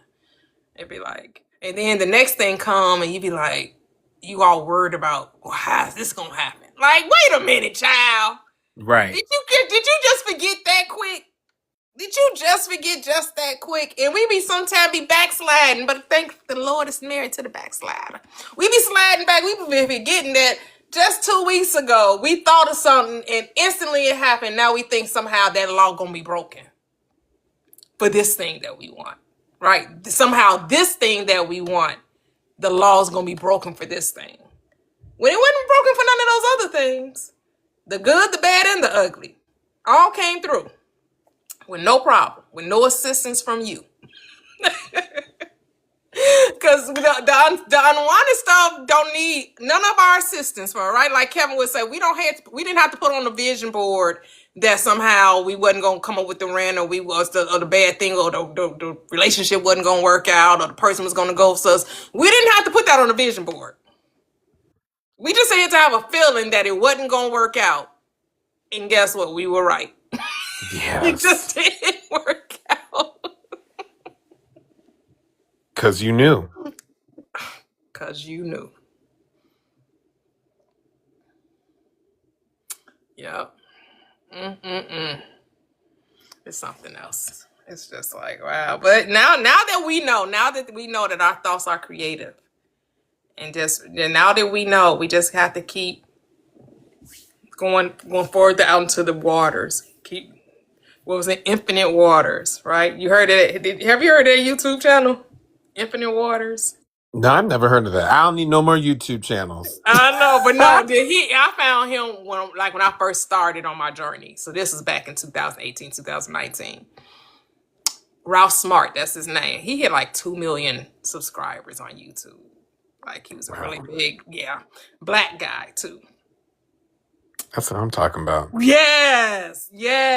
So I haven't seen him in years though. I'm not into the law, because he's more like in the law of attraction arena, and I kind of got away from I got more into the Bible type law of assumption, because law of attraction really don't deal with the Bible too much. They deal more with the universe, and the universe going to give it to you, and you gotta, so I got more into the biblical lane, the Joseph Murphy and the Reverend Ike and the Neville Goddard lane. So people that's kind of still in that law of attraction arena, even though they're not the same, similar, but not the same. Similar, but but whatever works. It's not anything that's wrong with it. It's whatever works for you, however you, as long as you're getting what your desire, really don't matter what you call it. As long as you have decided what you wanted and maintain that belief, maintain that knowing, it doesn't matter if you call it law of attraction, law of assumption. I call it the law. The law of one is a really good one. The law of being, the law of you, or the law of me. That's what we really should be calling it. The law of me, the law of I am. That's the only law it is, the law of me. I don't know no other law but me. I'm the law. That's the only law I know. The law of me. The law of I am. That's it. You did sunflower? Okay. Yes. That's what you know must manifest. Even if you don't know it, if you just accept it. So people don't be knowing, they don't they don't realize that when they feel strongly about something, like they be like, I knew it. I knew this was going to happen. I know, whether they're saying it for the good or the bad, right? Sometimes people say no, but they're not saying no as if they want it to happen. They saying no as, man, I wish I could let go of this feeling. I wish this thing that I feel so strongly about just wouldn't happen. But to have a thing, you have to be loosed and set free. You have to loose and let it go. If the thing that you feel so strongly about you don't want to happen, that's when you got to go into your secret place of the Most High and dwell in the shadow of the Almighty. So then that thing can dissolve and dissipate.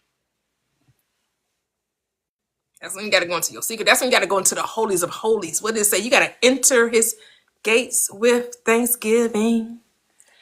Enter his courts with praise. And if you're looking for the Lord, he's in his holy place.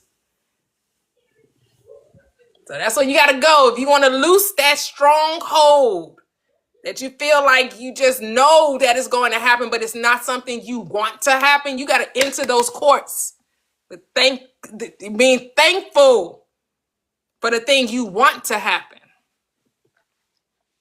the thing that you want to see happen, and praise. What is praise? How do you thank? How are you thankful? How are you praising? Oh, I am glad that everything works out for me. I'm glad that I get everything that I want. I'm glad that I walk through the valley of the shadow of death and I fear no evil, for thou art with me, thy rod and thy staff. Oh, they comfort me. Yes. For he leads me down the path of righteousness. For his right thinking produces right action. All things work together for my good because I'm called according to his purpose and his plan. For I know the thoughts that you have for me. They are good and not of evil. To bring me what? To an expected end. To bring me to my future. The future of what? Having everything work out for me. So you got to flip the script. You got to change the narrative. You got to tell a different story.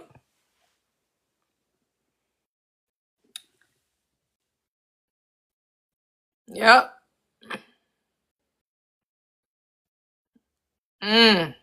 The law of I am. Yes, yes, yes. And I guess I'll get ready to get on up off of here, guys. This was another fascinating, wonderful live. I appreciate you guys. Definitely, Kevin, always bring it. Always dropping those gems for us.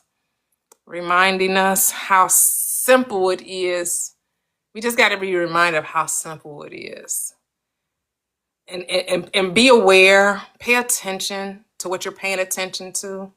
I mean, no matter you decide, oh, I'm gonna watch me a nice movie, pick up on how your world is communicating to you, telling you, yes, this is the life that you're saying you want is being shown to you in everything you do, everything you see. See yourself with it. Play the character. See that the world is communicating back to you. Yes, this is for you. Yes, this is you. Yes, this is you. Yes, you have it. Yes, it's yours. Yes, yes, yes, yes, yes, yes. For all the promises of God are yes and amen. Say yes. All you gotta do is say yes. That's all you gotta do.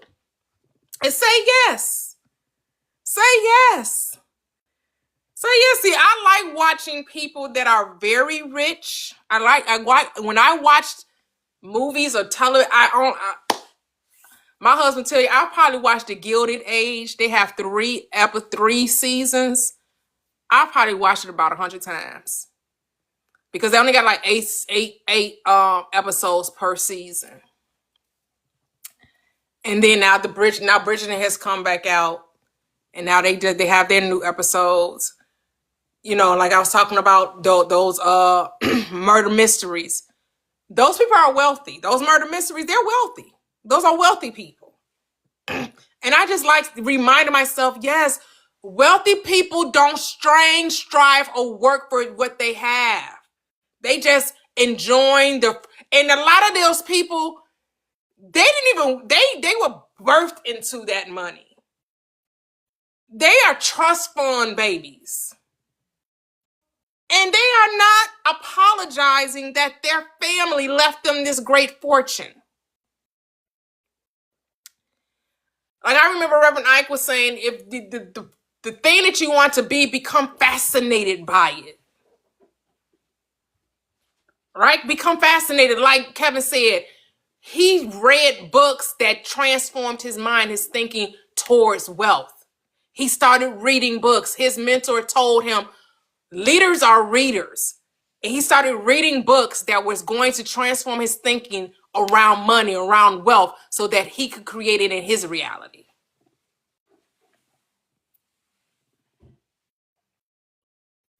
That's what you got to do. Yes. So Saturday, we'll be back here at 10 a.m. Central Standard Time. We're reading the book by Neville Goddard, Power of Awareness. We're on chapters 12, 13, and 14. Has been a great discussion.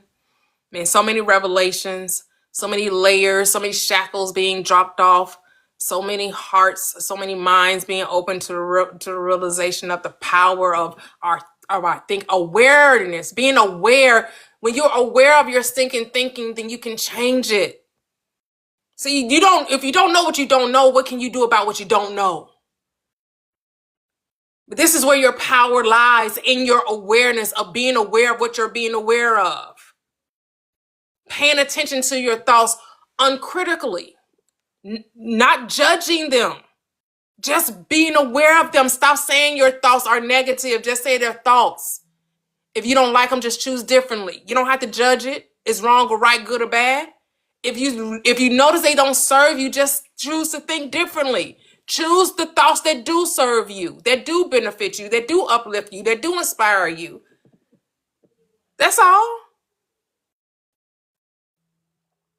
You don't have to condemn. No condemnation to them that are in Christ Jesus. There is therefore now, no, we're not condemning the thought. We're not living from regret, remorse, shame, or guilt. We're not doing any of that. That's what condemnation is. To live in shame, to live in guilt, remorse, and regret. We don't do that. We're not living from that state anymore. We're operating in the God state. And God don't apologize for shit. Not a goddamn thing. We don't apologize for nothing. We decree and declare. We speak it. We say, let there be, and it was. Remember, you're the king in your kingdom. That's what Christ compared the heaven to. He compared heaven to the king, to a kingdom. A king is not consulting with anyone. Then the queen. And who's the queen? Your imagination. Because the king and queen are one. They're not separate. When I move, you move. Just like that. When I move, you move. That's what you got to say. When the mind moves, the body moves. The body says mine. When you move, I move. Just like that. When you move, I move. Just like that. When you move, I move. Just like that. Your body is moving just like your mind says to.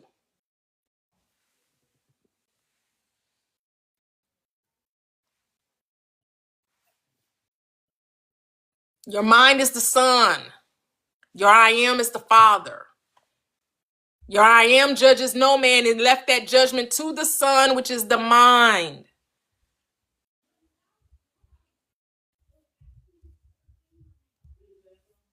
And what did the Son say? I my own self can do nothing.